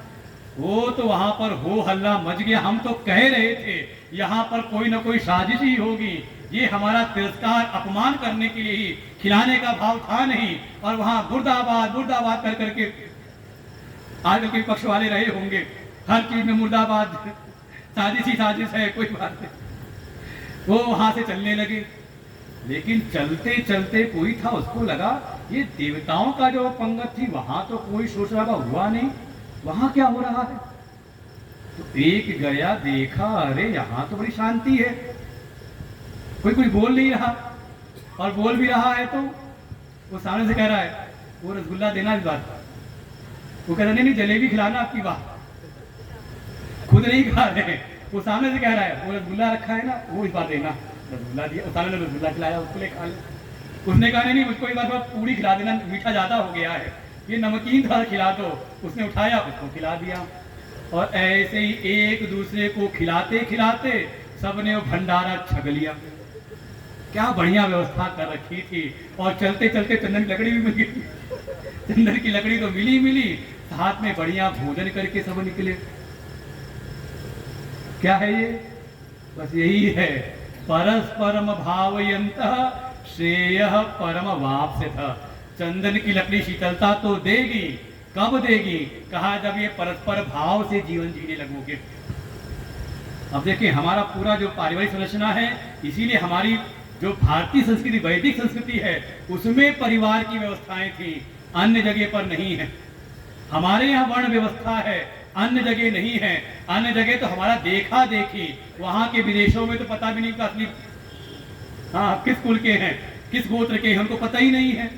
मतलब माँ मरी तो पिता बदल नहीं, माँ मरी तो माँ बदल गई, पिता मरे तो पिता बदल गए, और वो चलता चला आ रहा है, पता ही नहीं। ये पारिवारिक संरचनाएं और वर्ण व्यवस्था केवल हमारे यहाँ जीवंत है। और जब तक ये वास्तव में अपने स्वरूप में थी, तब तक हमारा देश कोई गरीब नहीं था, दरिद्र नहीं था। अच्छा, किसी गरीब की झोपड़ी में डाका पड़ते सुना है? लूट होते सुना कभी? तो सब आए हमारे यहाँ लूटने क्यों आए? अगर ये गरीब होता, पिछड़ा होता तो कैसे आते, क्यों आते? यहाँ हर प्रकार के संसाधन जो बाहर के देशों ने सोचे समझे भी ना हो, वो सारी व्यवस्थाएं हमारे यहाँ थी। बिल्कुल कोई कमी नहीं दिखता। वो आए लुटेरे लूटने के लिए, और देखो जो जो लूट करके ले गए, स्थिति क्या है देख लो। चाहे अफगानिस्तान हो, चाहे पाकिस्तान हो, और नहीं तो अभी इंग्लैंड को भी सुना होगा। बहुत अच्छी स्थिति नहीं है कि प्रधानमंत्री को बदल जा रहे, कोई जिम्मेदारी नहीं ले रहा है कि क्या होगा, कुछ पता नहीं लूटने वालों की। लेकिन जिस संस्कृति की आधारशिला थी त्याग, परस्पर का भाव, सभी धर्म वाले अपने परस्पर की भाव से, और यही वर्ण आश्रम का था कि सभी व्यक्ति सभी कार्य नहीं कर सकते। जिसके पास जो गुण धर्म है वो अपने गुण धर्मों के अनुसार दूसरे की सेवा करे। भाई जिस समय रुपया नहीं था तो क्या कार्य नहीं होते थे? ना ही आए, उन्होंने तो सुना ही सुना है, केवल आप लोगों ने देखा भी होगा। ना ही आया बाल करके चला गया, कुछ लिया उसने। बड़ा ही आया वो अपना काम करके चला गया, कुछ लिया उसने। जब यहाँ पर फसल हुई तो उन्होंने सबके हिस्से वहां पहुंचा दिए। क्या हुआ? ये किसी का ये जीवन हम जी रहे थे, ये तो आकर के विधर्मियों ने ये सब नष्ट भ्रष्ट किया। और जितना उन्होंने नहीं किया, हमारी पूर्व की सरकारों ने उससे ज्यादा नष्ट कर दिया, भ्रमित करके केवल। इसलिए भगवान कह रहे हैं वापस लौट आओ इसी पर। ये परस्पर भाव के साथ। अब परिवार की संरचना भी तो यही है। कोई बच्चा है अभी अशक्य है, माता पिता उसका वर्धन करते हैं, उसका पालन पोषण करते हैं, और पालन पोषण करते करते जो बच्चा था वो हो गया सशक्त, लेकिन धीरे धीरे माता पिता हो गए अशक्य। अच्छा, पाश्चात्य संस्कृति हो तो वहां तो बस इंतजार करते 13, 14 साल, 15 साल हो, चल निकल यहां से। अच्छा, फिर वो क्या करता है, का 50 साल के माता पिता हो तो अब भैया तुम छोड़ो।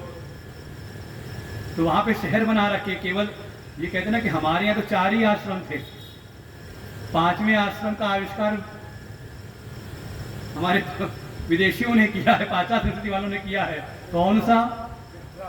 हमारे 4 ही थे, ब्रह्मचर्य आश्रम, गृहस्थ आश्रम, वानप्रस्थ आश्रम, संन्यास आश्रम। और संन्यास ना ले तो कहा अब घर छोड़ो, जाओ वृद्धा आश्रम में।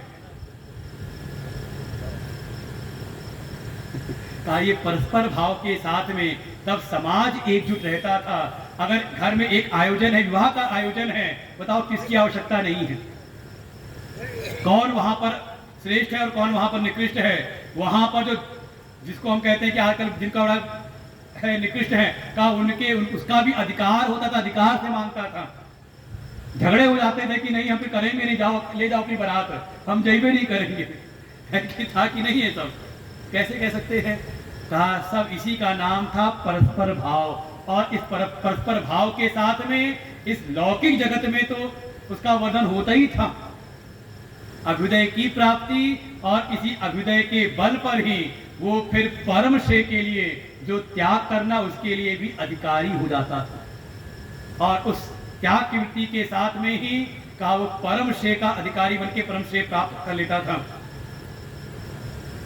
और मान लो भगवान का ऐसा तो करना चाहिए, और कोई ना करे तो भगवान कह रहे फिर उसकी महिमा मैं गा देता हूं 12वें श्लोक में, 12वें 13वें में, इष्टान भोगान ही वो देवा दास्यन्ते यज्ञ भाविता तैर्दत्ता न प्रदायेभ्यो यो भुङ्क्ते तेन एव सः यज्ञशिष्टाशिनः सन्तो मुच्यन्ते सर्वकिल्बिषैः भुञ्जते ते त्वघं पापा ये पचन्त्यात्मकारणात्।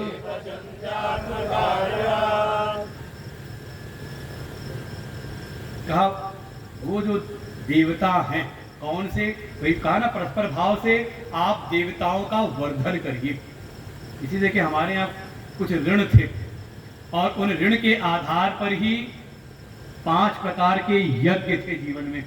अगर कोई प्रवृत्ति के मार्ग में हो तो देव ऋण है तो उसे पूर्ण होने के लिए देव यज्ञ, पितृ ऋण उसके लिए पितृ यज्ञ, ऋषि ऋण उसके लिए ऋषि यज्ञ, फिर नृ ऋण के लिए नृ यज्ञ, और 5वां कहा भूत ऋण उसके लिए भूत यज्ञ। इन सब के ये 5 के हम पर उपकार हैं, तो समय इनसे हमें मिल रहा है, तो समय रहते इनके ऋण से हम उऋण भी होते रहे। कोई इन 5 प्रकार के यज्ञों को करता रहे तो वो है सदगृहस्थ, गृहस्थ आश्रमी। और केवल भोग में लाओ और कमाओ और खाओ तो महिमा गाएंगे भगवान उसकी भी। कोई ऐसा हो तो उसको नाम दिया है पापा। अब पता नहीं आप लोग पापा किसको कहते हो? हमारे यहाँ का शब्द था पिताजी, बाबूजी, लेकिन आज के समय में जो हमारा भरण पोषण करा उसे कह रहे तुम कौन हो? अरे पाप आ, ये तो हुआ ना, संधि करे तो कौन आ रहा है? पाप आ रहा है, तो क्या दे के जाएगा? पिता हो तो संस्कार दे के जाएगा, भरण पोषण करेगा। जिन्होंने कुछ ऐसे हैं कि जो भी यज्ञ के द्वारा जो भावित देवता हैं, यज्ञ भाविता देवा दास्यन्ते, यज्ञ के द्वारा भावित जो देवता हैं वो देते हैं। क्या देते हैं? इष्टान भोगान।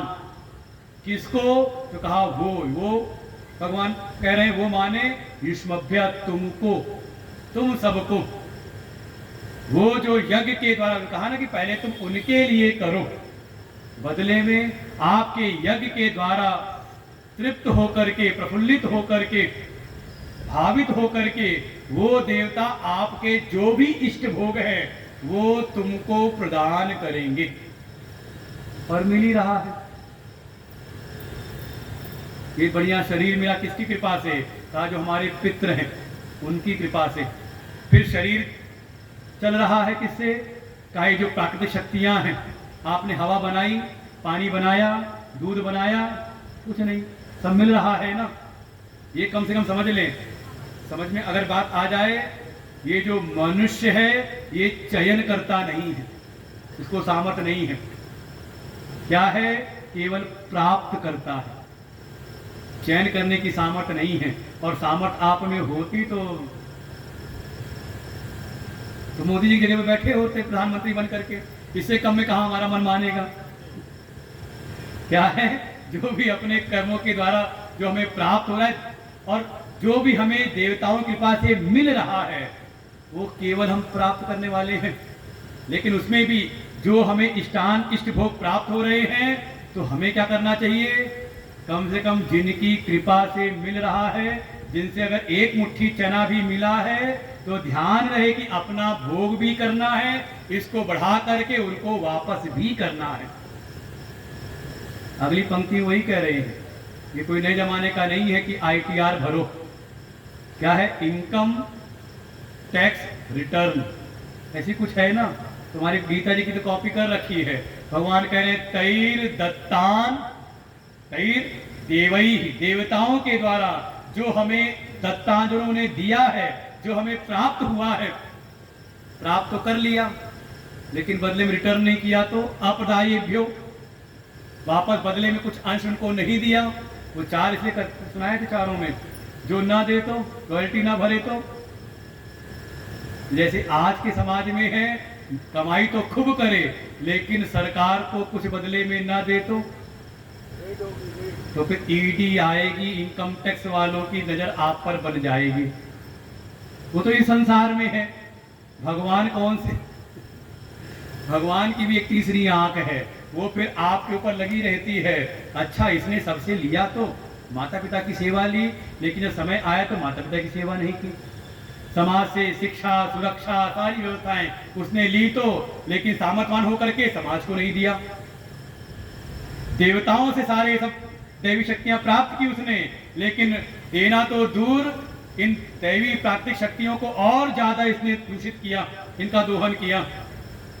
भगवान कह रहे हैं करने के बाद कुछ दिया नहीं तो कौन है? क्यों नहीं दिया? उसको लगता है इतनी मेहनत मैंने की है तो क्यों दूं किसी को, मैंने किया है तो मैं पाऊंगा। भूल जाता है किसी की कृपा से मिला हुआ है। और केवल यो भूंगते, जो केवल अपना ही भरण पोषण में लगा रहता है। भगवान कह रहे हैं स्तेन एव, स्तेन एव, वो चोर ही है। हमें लगता है भागवत से बिल्कुल मिलता जुलता है। भागवत सुनोगे पंचम स्कंद में जाओगे तो वहां 28 प्रकार के नरक हैं और उसमें एक प्रारंभ में नरक बताया कि कोई ऐसा है जो इस शरीर में आ करके केवल इन पंच भौतिक शरीर के ही पालन पोषण में ही और इस शरीर से जो पंचभूत से बने शरीर के जो अपने संबंधी हैं केवल अपने स्व कुटुंब एवं प्रपुष्णाति, केवल मैं और मेरे के पालन पोषण में लगा रहता है, का वो भी शरीर छोड़ करके नरक में जाता है। जिसकी दृष्टि केवल मैं और मेरे तक सीमित है, केवल शरीर को यथार्थ समझ करके शरीर के पालन पोषण में लगा हुआ है, केवल इसके भोग में। और उसमें भी कोई ऐसा हो तो उसको परिवार की भी चिंता नहीं, केवल अपने लिए जो भूंगते। तो प्रमाण भगवान यहां दे रहे हैं तेन एव, वो चोर ही है, अर्थात दूसरों के अधिकारों का हनन करने वाला है। हमें जो भी प्राप्त हुआ है तो अपने कर्म से नहीं बल्कि बहुतों के सहयोग से, बहुतों कारण हम पर है, उनको ध्यान रखते हुए, उनको उनके अंश देते हुए। सब कहीं ना कहीं सहयोगी हैं और ना कर क्यों नहीं कर रहा, क्यों नहीं कर रहा? तो दो दृष्टि दिखाई यहाँ पर, दो प्रकार के। एक तो ऐसा है जो यज्ञ की भावना से जीवन जीता है, अर्थात हम पर जिनके जिनके उपकार हैं उनके उनके अंश निकाल देता है। ये परंपराएं थी पहले। फसल आई तो, और देखें दोनों फसल के बाद कोई ना कोई त्योहार आ जाता है। अभी फसल आई तो आ गया दिवाली, क्या करो? पहले बांटते भी थे, सब घरों में जाता था, प्रसाद सब लेके आते थे, सब चीज़ें, नया अनाज आया है। फिर कुछ तो मंदिर में चला जाए, गुरु जी के पास से आए, बढ़िया कोई उत्पादन हो जाए, कुछ जो भी है आपके पास सामर्थ्य। आज के समय सब भूल चुके हैं, लेकिन जो है यज्ञ की भावना के साथ में यज्ञ की करते हुए, अर्थात जिसके जिसके जो जो अंश हैं, जिनके जिनके हम पर उपकार हैं, उनके अंशों को अर्पण करने के बाद जो उससे शेष बचा हुआ है, यज्ञ शिष्ट, अर्थात यज्ञ से जो बचा हुआ शेष है, असीनः, उसको वो ग्रहण करता है, खाता है, भोग करता है। ऐसा जिसका शील स्वभाव बन जाए वही समझ लो कौन है। उसके लिए कह सकते हो कि ये, हाँ देखो, घर गृहस्थी में रहते हुए भी कौन है? कहा वो संत है। मोदी जी ने बताया था बढ़िया, शूर, वीर और बलवान। ऐसे ही आपका लो, कोई ऋषि है, कोई मुनि है, उसी में कोई संत है। संत कौन है? अब संत तो ना केवल लाल कपड़े से ही संत हैं, कोई समाज में भी इस भाव से जीवन जी रहे हैं तो त्याग की वृत्ति के साथ में, तो कहा वो भी संत है। और ऐसा जीवन जीते हुए, ये अभी जीवन चल रहा है प्रवृत्ति में, लेकिन ऐसी प्रवृत्ति करते हुए भी मुच्यन्ते सर्व किल्बिषयी, वो सभी प्रकार के दोषों से कहा वो मुक्त हो जाते हैं। और कहा भी गया है, दान करने से धन की शुद्धि होती है, यज्ञ करने से हमारे द्रव्य की शुद्धि होती है। ऐसे पूरा विधान बताया गया शास्त्रों में। ऐसे जो करते तो उनके अपने जीवन की तपस्या करने से अपनी इंद्रियों की शुद्धि होती है, तो वास्तव में उसका जीवन परम शुद्ध हो जाता है। उसके जो भी जन जन्मांतर के जो भी पाप हैं, कल्मश हैं, वो सभी कल्मशों से मुक्त हो जाता है, परम शुद्ध हो जाता है। और शुद्ध हो गया तो ये अंतःकरण की शुद्धि उसको कहीं न कहीं किसी श्रोत्रिय ब्रह्मनिष्ठ सदगुरु की शरण में जाकर के शरणागति करा देती है। लेकिन जब ये हो तब स्वार्थी जीवन नहीं, स्वार्थी जीवन हो तो वो भी जाता है आश्रम में, गुरु जी के पास जाता है, लेकिन किसी लिए? कहा अपने स्वार्थ के लिए, लौकिक पुरुषार्थ के लिए। और लौकिक पुरुषार्थ सिद्ध हो गया तो फिर नहीं दिखाई देता है। और गुरु जी बोल के गए, इसलिए हम भी कह दे रहे हैं इस बात को। लेकिन यही कहा था, गुरुदेव ने समझाया था कि एक लौकिक है, एक पारलौकिक। लौकिक पुरुषार्थ वाला तो कुछ दिन बड़ी सेवा करता है और एक समय बाद का छोड़ के चले देता है। वो कौन है? कहा वो दूसरा वाला जो बताएंगे अभी। ये तो वो है जिसका अंतःकरण शुद्ध हुआ और फिर वो गुरु चरणों में शरणागत हो जाता है। फिर चाहे कैसी भी परिस्थिति, कैसी परीक्षा हो, वो डावाडोल नहीं होता, वहीं पर टिक करके रहता है और फिर परम श्रेय की प्राप्ति निश्चित हो जाती है। दूसरा है, दूसरा क्यों नहीं होता? तो कहा उसकी फिर महिमा गाई है। दूसरा कौन है? उसको किसी के उपकार का ध्यान, उसको लगता है मैंने किया है, हमने किया है, हम तो सेल्फ मेड है। ये आजकल की कुछ है उक्तियां है आजकल की, हमने अपना जीवन खुद बनाया है। सबसे बड़ा झूठ बोलने वाला है। और जब अपना जीवन खुद बनाया है तो कहता हमारी अपनी लाइफ है। कौन माता पिता? उसके जीवन में केवल हम दो, हमारे दो माता पिता नहीं होते। कौन? तो आगे वाले। फिर वो भी यही जी रहा है तो संस्कार बच्चों को दे रहा है, तो बच्चे भी कहते हैं आपने किया ही क्या हमारे लिए, जैसे आपके पिताजी ने किया था आपने कर दिया। इसलिए संस्कार जो आप खुद जियोगे वही आगे चलते जाएंगे। दूसरा यही है, कौन है? कहा जो पचंती आत्म कारणात्, जो कुछ भी कर रहा है तो केवल अपने लिए कर रहा है, स्वयं के लिए पकाता है, स्वयं ही खाता है। तो क्या खाता है वो? कहा वो खाता क्या है? तो कह रहे हैं भुंजते तू अघम। अघम माने पाप। कहा वो अगर केवल अपने लिए ही, जो दुनिया भर के सबके जो उपकार हैं, देवताओं के ऋण, गुरु के ऋण, पितरों के ऋण, मनुष्यों का ऋण, भूतों का ऋण, इनका उपकार ना हो तो, ना याद करे, केवल अपने लिए जीवन जिए, तो क्या खा रहा है वो? तो खाना नहीं खा रहा, भोजन नहीं खा रहा, वो क्या खा रहा है? भगवान कह रहे हैं वो अघ खा रहा है। अघ माने पाप खा रहा है, और पाप खाए रोज तो भाई रोज पाप खाएगा तो एक दिन वो पाप का मूर्तमान बन जाएगा, वो स्वयं ही पाप हो जाएगा, उसको फिर नाम मिल जाता है पापा। अब आज घर जाना जिनके जिनके हो, जो जो पापा हो, तो जैसे ही बच्चा कहे पापा आओ तो डांट देना कहना अगर आज के बाद अगर पापा कहा तो घर से निकाल दूंगा। क्या कहना है? कहा पिताजी। समझा गया पापा किसको कहते हैं? दिन भर आप यही सुन रहे आप जिसकी आप सेवा कर रहे हो, जिसका भरण पोषण कर रहे हो, वही आपको अपशब्द है। अब गीता जी पढ़ ली, समझ में तो आ जाना चाहिए।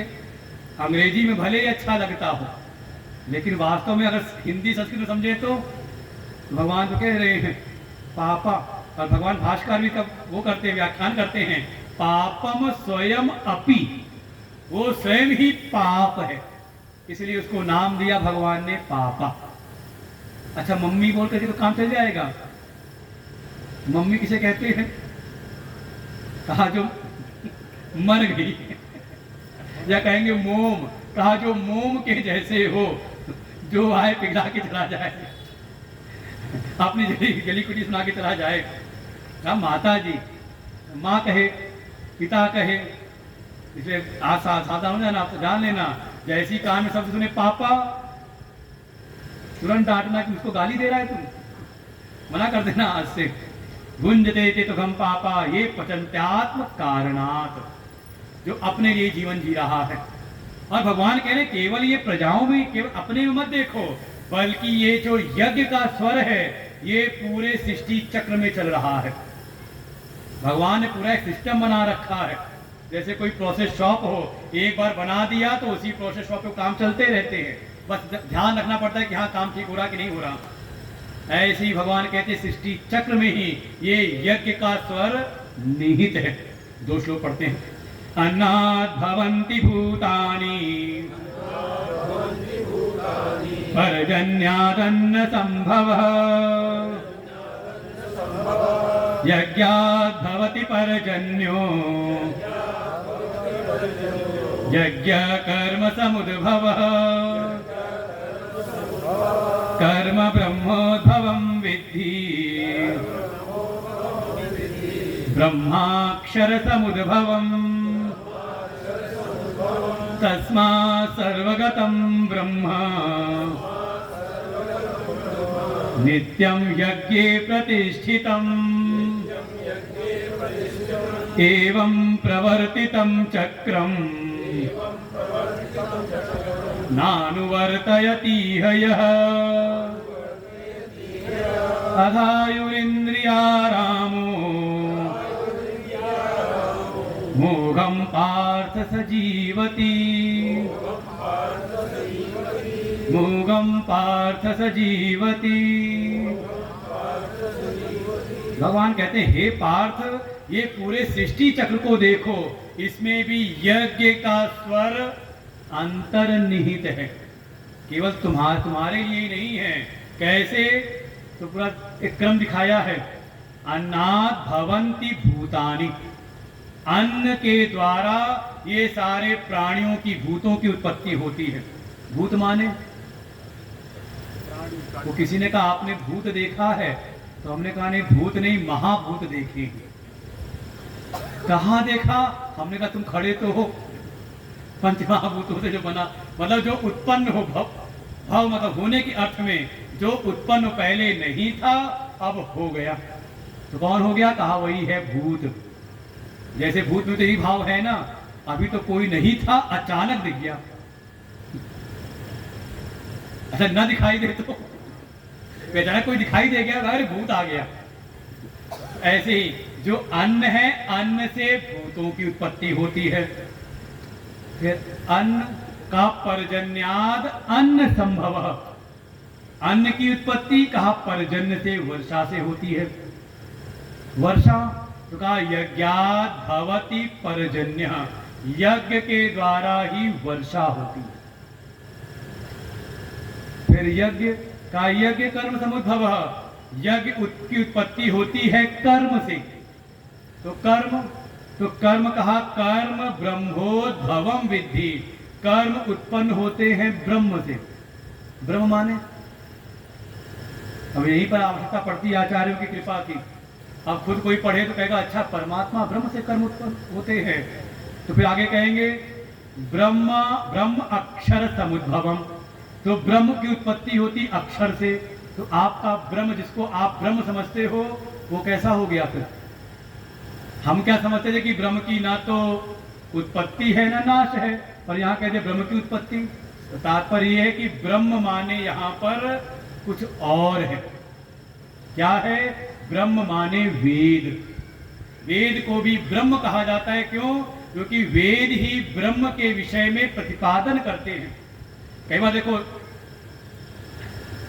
साध्य के नाम से साधन का नाम हो जाता है। हमारे गुरुदेव दृष्टांत देते सटीक एकदम, कहते तो पुरी जा रही है, रेलवे स्टेशन पे खड़े हैं, कहा तो पुरी जा रही है। पुरी जा रही है, पुरी तो वो है वहां पर उड़ीसा में, यहां कैसे जाने लगी पुरी? पुरी वो खाने वाली पुरी नहीं, पुरी है जगन्नाथ पुरी। वो देखो उत्कल जा रही है। क्या उत्कल जा रही है? उत्कल कैसे चल रहा है, चल रही है? का उत्कल नहीं, उत्कल तक पहुंचाने वाले जो साधन रेल है वो जा रही है। तो कई बार साध्य के नाम से साधन की पहचान हो जाती है। तो वेद ही ब्रह्म का प्रतिपादन करते हैं, इसलिए वेद को भी नाम दे देते हैं ब्रह्म। वो वाला ब्रह्म नहीं जो आपने समझ लिया, क्योंकि ब्रह्म का प्राग भाव नहीं कि उसकी उत्पत्ति हो, और ना ही उसका प्रशंसा भाव है कि उसका नाश हो जाए। तो ये वेद से ही कर्म उत्पन्न होते हैं, और वेद उत्पन्न होते हैं अक्षर तत्व से। जो परमात्मा है, परम तत्व हैं, उनकी श्वास प्रश्वास रूप में ही ये वेद प्रकट हुए हैं। इसलिए तस्मात् सर्वगतम ब्रह्म, इसलिए जो ब्रह्म है वो सर्वगत है। लेकिन कहां पर? कहा नित्यम यज्ञ प्रतिष्ठितम, जहां पर भी यज्ञ की भावना रहती है, जहां यज्ञ की भावना स्थित है, वहां पर ब्रह्म की स्थिति है, अर्थात वहीं पर ब्रह्म की उपलब्धि हो जाती है। जिसके जीवन में यज्ञ की प्रतिष्ठा है, उसके जीवन में ही ब्रह्म की उपलब्धि हो जाती है। और एक क्रम दिखाया है, अन्नात् भवन्ति भूतानि, अर्थात अब इसको उल्टा क्रम ले आए। जो अक्षर तत्व है उससे प्रकट हुए हैं उनकी श्वास प्रश्वास के रूप में। कौन? कहा वेद। और वेद से ही उत्पन्न हुए हैं, उत्पत्ति हुई है कर्मों की। अर्थात अगर कर्म भी आपको करना है तो कर्म कैसे हो? विहित कर्म। और ये विहित बताने वाले कौन है? कहा वेद। विहित माने कहा जिस कर्म को करके हमारा विशेष प्रकार से हित हो, कुछ भी ना हो, अहित वाला कारण बताने वाले ना हो, तो हमारा हित किस में होगा? ये कौन से कर्म से? ये बताते हैं वेद। और जो विहित कर्म है उसी से उत्पत्ति होती है यज्ञ की। वास्तव में जो भी हमारे वेद के विहित कर्म हैं, उन सब में त्याग की भावना है। जो हमने बताया देव यज्ञ, ऋषि यज्ञ, पितृ यज्ञ, नृ यज्ञ, भूत यज्ञ कहां से उत्पन्न हुए? वेदों बताए कर्मों के द्वारा ही। ये हमारे ऊपर कर्तव्य निहित है। किसने बताया? कहा वेद ने। और इन सब में यज्ञ की भावना, त्याग की भावना समाहित है। और इस यज्ञ के द्वारा ही वर्षा की उत्पत्ति होती है। एक तो लौकिक स्थिति से देखें तो भगवान भाष्यकार कहते हैं जब कोई यज्ञ में आहुति देता है तो अग्नि देव उस आहुति को ले जाकर के उन देवता तक पहुंचाते हैं, और उन आहुतियों के द्वारा वो सारे जो देवता हैं वो पुष्ट होते हैं। तो ऐसे ही आपके द्वारा दी हुई आहुति अग्नि में स्थित हुई, वो अग्नि ले जाकर के वो आहुति को स्थापित किया सूर्य में, और सूर्य जब पुष्ट हुए तो उनकी रश्मियां प्रकट हुई। उसके द्वारा फिर जितने भी जल के स्रोत हैं, चाहे वो समुद्र हो, नदियां हो, और नहीं तो हमारे शरीर से भी ले लेता है। इसीलिए देखिए गर्मी में ज़्यादा ड्राइनेस ही लगती है, कहते हैं डिहाइड्रेशन हो रहा है।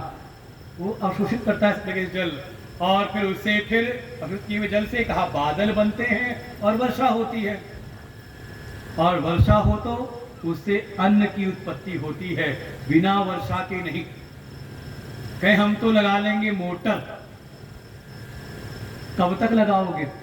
वर्षा ना हो तो ये ग्राउंड वाटर है, कहाँ चला जाएगा, बिल्कुल खत्म हो जाएगा। फिर काफी इंतजार करोगे वर्षा से ही, वास्तव वर्षा से ही अन्न की उत्पत्ति, और अन्न को जब खाया गया, शरीर में पचा, उससे ही रक्त, रज, वीर इत्यादि बना, उससे फिर भूतों की उत्पत्ति। तो इसमें किसी ने कहा, ये बीच पकड़ा, यज्ञ की बात चल रही ना, यज्ञ तो हमारे हिंदुस्तान में, भारत में ही होते हैं, लेकिन वर्षा तो पूरे विश्व में हो रही है। तो ये भारत और भारत के बाहर की जो सब बातें हैं, ये हमारी बुद्धि में है, और करने वाले कौन, विधाता कौन है? का भगवान है। उनके लिए कोई है ये सीमा कि कहाँ भारत है, कहाँ पर ऑस्ट्रेलिया है, कहाँ अमेरिका है? तो ऐसी भावना ना करें। और इसका अगर एक और पक्ष देखें तो जो बात चली थी त्याग यज्ञात भवति, ये जो यज्ञ की भावना था, त्याग की भावना, जब कहीं पर कर्म होते हैं तो वहां पर ही कुछ नया उत्पन्न करने के लिए अनुकूल वातावरण। भाई वर्षा क्या कर रही है? जो पृथ्वी में बीज पड़ा हुआ है उसके लिए अनुकूल वातावरण उत्पन्न कर रही है ना वर्षा। नहीं तो बीज पड़ा रह जाएगा, फूटेगा ही नहीं, अंकुरित नहीं होगा जब तक जल की उसकी नमी ना उसको मिले। तो वास्तव में ये यज्ञ की भावना है, त्याग की भावना है, वही समाज में, परिवार में, हर जगह पर, संस्थान में का एक अनुकूल वातावरण का निर्माण करता है, और उसके द्वारा उत्पत्ति होती है अन्न की। अन्न अर्थात जो भोग्य पदार्थ है। अब ऐसा ना समझना कि अन्न केवल किसान पैदा कर तो वही जीवन दाता है, अन्नदाता है, और जो बॉर्डर पे खड़ा होकर जब दुश्मन से रक्षा कर रहा है वो जीवनदाता नहीं है। जो फैक्ट्रियों में कपड़ा बुन रहे हैं वो क्या वो जीवनदाता नहीं है? जो भी हमारे, नहीं तो किसान भी केवल अन्न उत्पन्न करता है और आपको सीधे अन्न दे दे तो खा लो, और उसको वो क्या है, भोग के योग्य पदार्थ है, लेकिन उसको भी आपको अपने अनुकूल बनाना पड़ता है। ऐसे जहां कहीं पर भी ऐसी कोई उत्पादन की भोग्य उत्पादन हो रहे हैं तो वो भी अन्न ही है, और वो उत्पन्न कहाँ होगा? जहां पर ये यज्ञ की भावना से कार्य हो रहे हैं। अच्छा, कोई भी बड़ी कंपनी है, फैक्ट्री है, तो वहाँ अलग अलग विभाग हैं, सब विभाग केवल अपने लिए सोचे तो परस्पर भावना हो। भाई वहाँ कोई डायरेक्ट प्रोडक्शन में लगा हुआ है, वो अपने काम में लगा हुआ है, लेकिन वहीं पे अकाउंट्स वाला भी तो है विभाग, तो वहीं पे एक सुरक्षा वाला विभाग भी तो है। क्या कर रहे हैं सब कहीं ना कहीं एक त्याग की भावना से एक दूसरे के लिए अपना कार्य किया, आगे बढ़ा दिया, उसने अपना कार्य किया, आगे बढ़ा दिया, उसका जो सम्मिलित जो उसका मुनाफा हुआ वही सबको बराबर प्राप्त हो गया अपनी अपनी योग्यता के अनुसार। और ऐसे ही घर परिवार में सब अपने अपने आग्रह पकड़ के बैठ जाए तो चलेगा घर? कहा नहीं, परिवार के निश्चित उद्देश्य के लिए सब इस त्याग की भावना से जीवन जिए, अपने अपने संकल्पों को, अपने अपने विचारों को, अपने अपने आग्रहों को किनारे कर दे, तो बनता है परिवार, तो चलता है कोई संगठन, तब चलती है कोई समिति, और सभी समिति वाले अपने विचार को अड़ जाए तो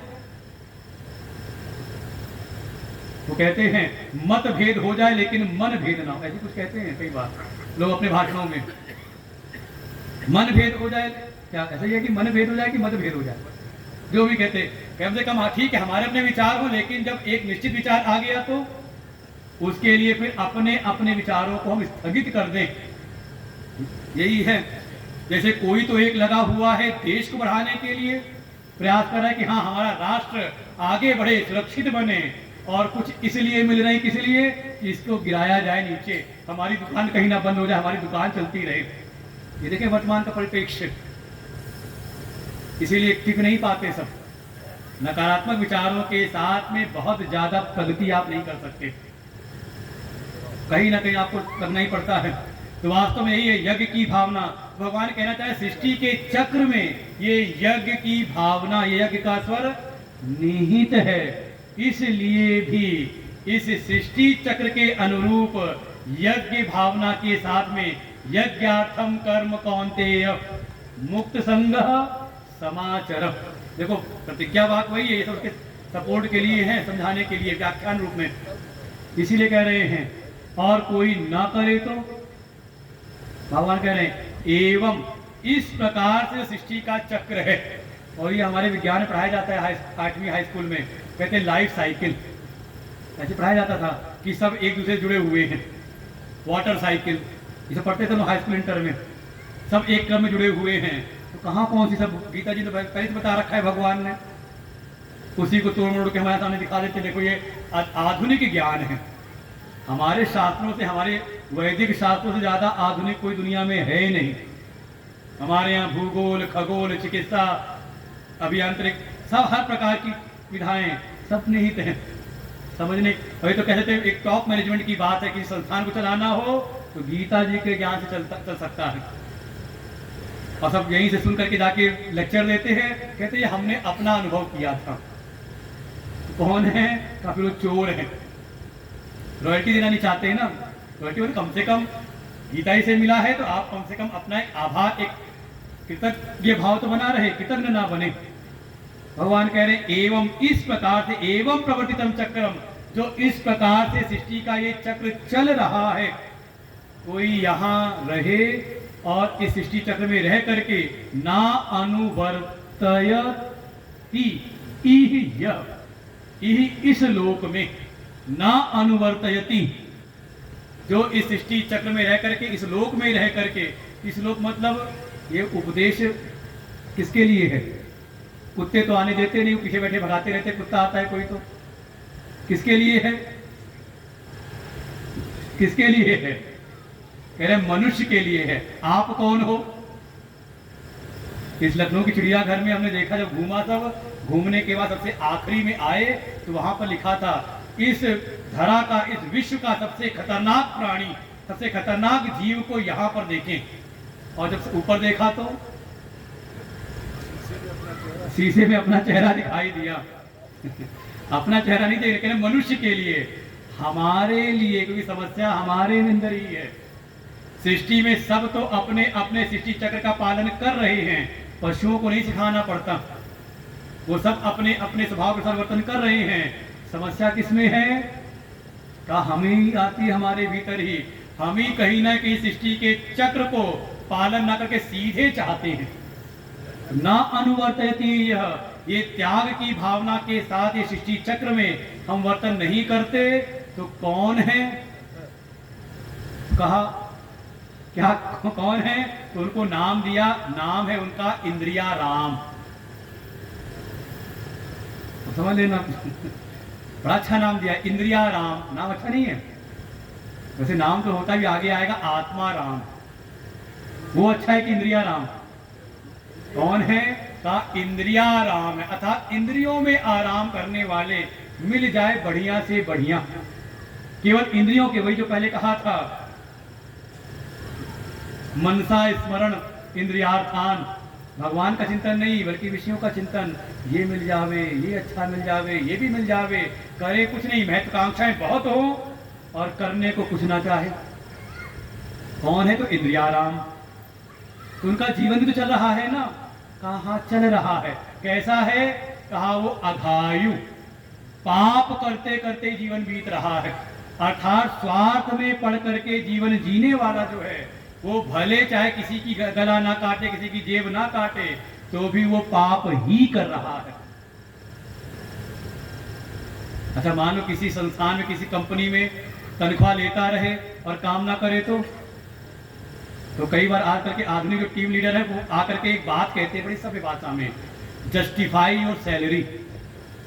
क्या है ये?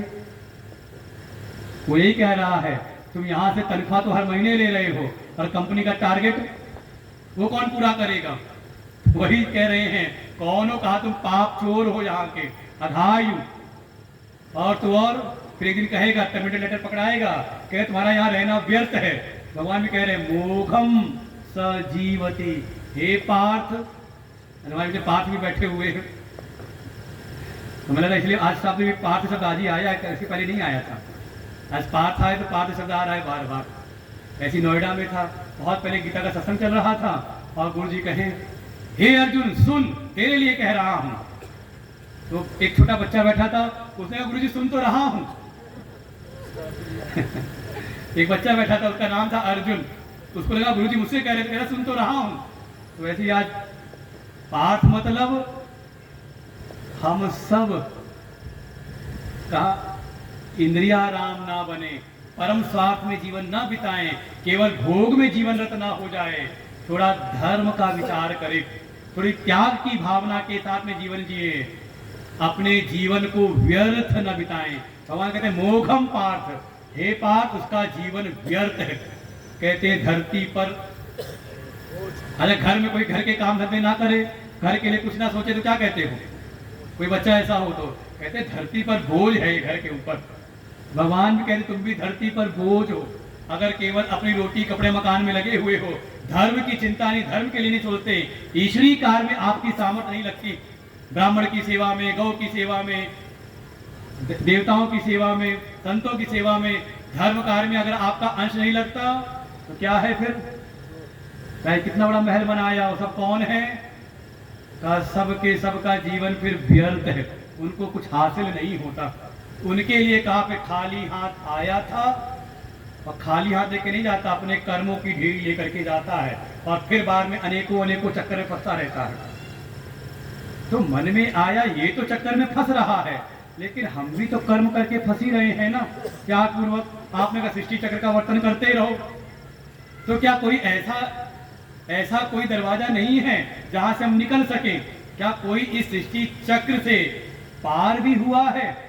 पार हो सकता है कि हम तो आए थे बंधनों से मुक्ति के लिए, ये तो एक नए प्रकार का कह सको, ठीक है लोहे का बंधन नहीं है, बेड़ियां नहीं तो सोने की बेड़ियां हैं, ये भी तो एक बंधन ही दिखाई देना, एक सृष्टि चक्र में फंसे हुए हैं, करना ही पड़ेगा।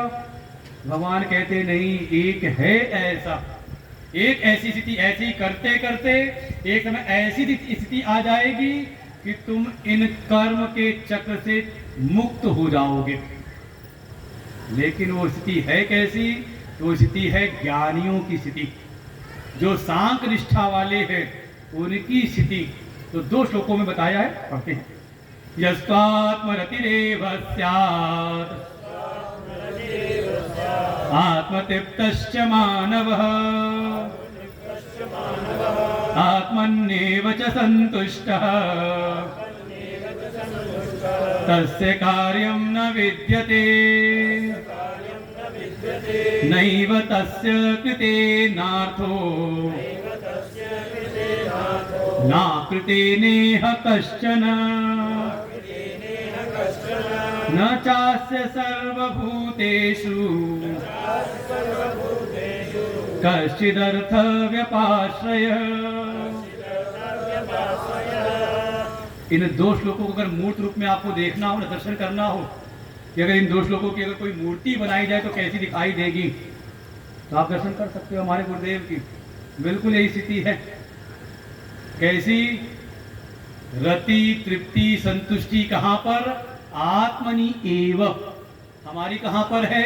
रति कहीं और है, तृप्ति कहीं और है, संतुष्टि कहीं और है, अलग अलग जगहों पर है, बाहर जगत में है। लेकिन जिसकी रति तृप्ति संतुष्टि आत्मनि एव, केवल अपनी आत्मा में, तस्य कार्यम न विद्यते, उसके लिए कोई कर्तव्य नहीं, कोई कर्म का चक्र नहीं, कोई उसके लिए विधान नहीं। क्यों नहीं है? क्योंकि तस्य न एव कृतेन अर्थ, क्योंकि उसने उस तत्व को प्राप्त कर लिया है जो किसी कर्म का कोई साध्य नहीं है वो। इसलिए संसार में कर्म के द्वारा जो जो प्राप्त हो सकता है उसमें उसकी इच्छा ही नहीं है, और जिसको उसने प्राप्त किया हुआ है वो अकृत है।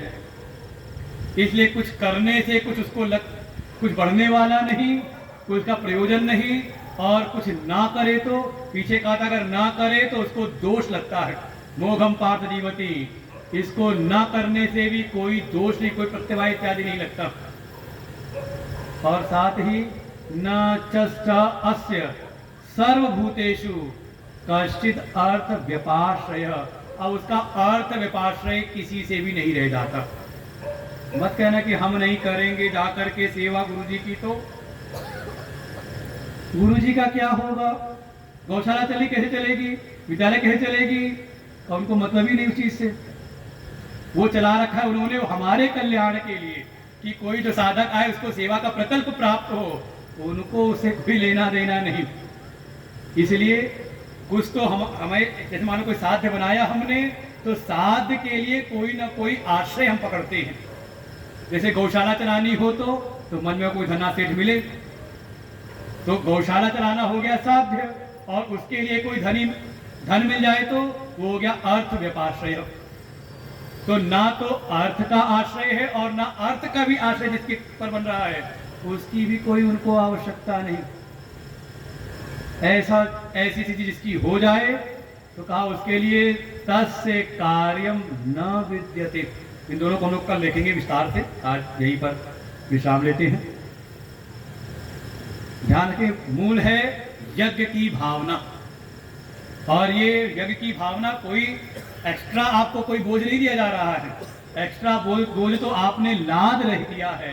ये तो हमारी सहज नैसर्गिक स्वाभाविक वृत्ति है, त्याग की भावना। त्यागेन एकेन अमृतत्वमानशु। उस व्रत की प्राप्ति करनी है तो साधन तो एक ही है, त्याग की भावना, यज्ञ की भावना। इस यज्ञ की भावना में आप जो श्रद्धेय हैं, जो पूज्य हैं, जो श्रेष्ठ हैं, उनका वर्धन करो, बदले में वो वृद्धि प्राप्त करके वो आपका वर्धन करेंगे। और ऐसे ही परस्पर भाव के साथ में एक दूसरे के लिए करते हुए, खुद खाने के लिए मत सोचो, दूसरे को खिलाने की सोचते रहो, तो ऐसे आप भी परम श्री की प्राप्ति हो जाएगी। ओम पूर्णमदः पूर्णमिदं पूर्णात् पूर्णमुदच्यते पूर्णस्य पूर्णमादाय पूर्णमेवावशिष्यते। ओम शांति शांति शांति। हरि ओम। श्री गुरुभ्यो नमः। हरि ओम। बोले व्यास भगवान की।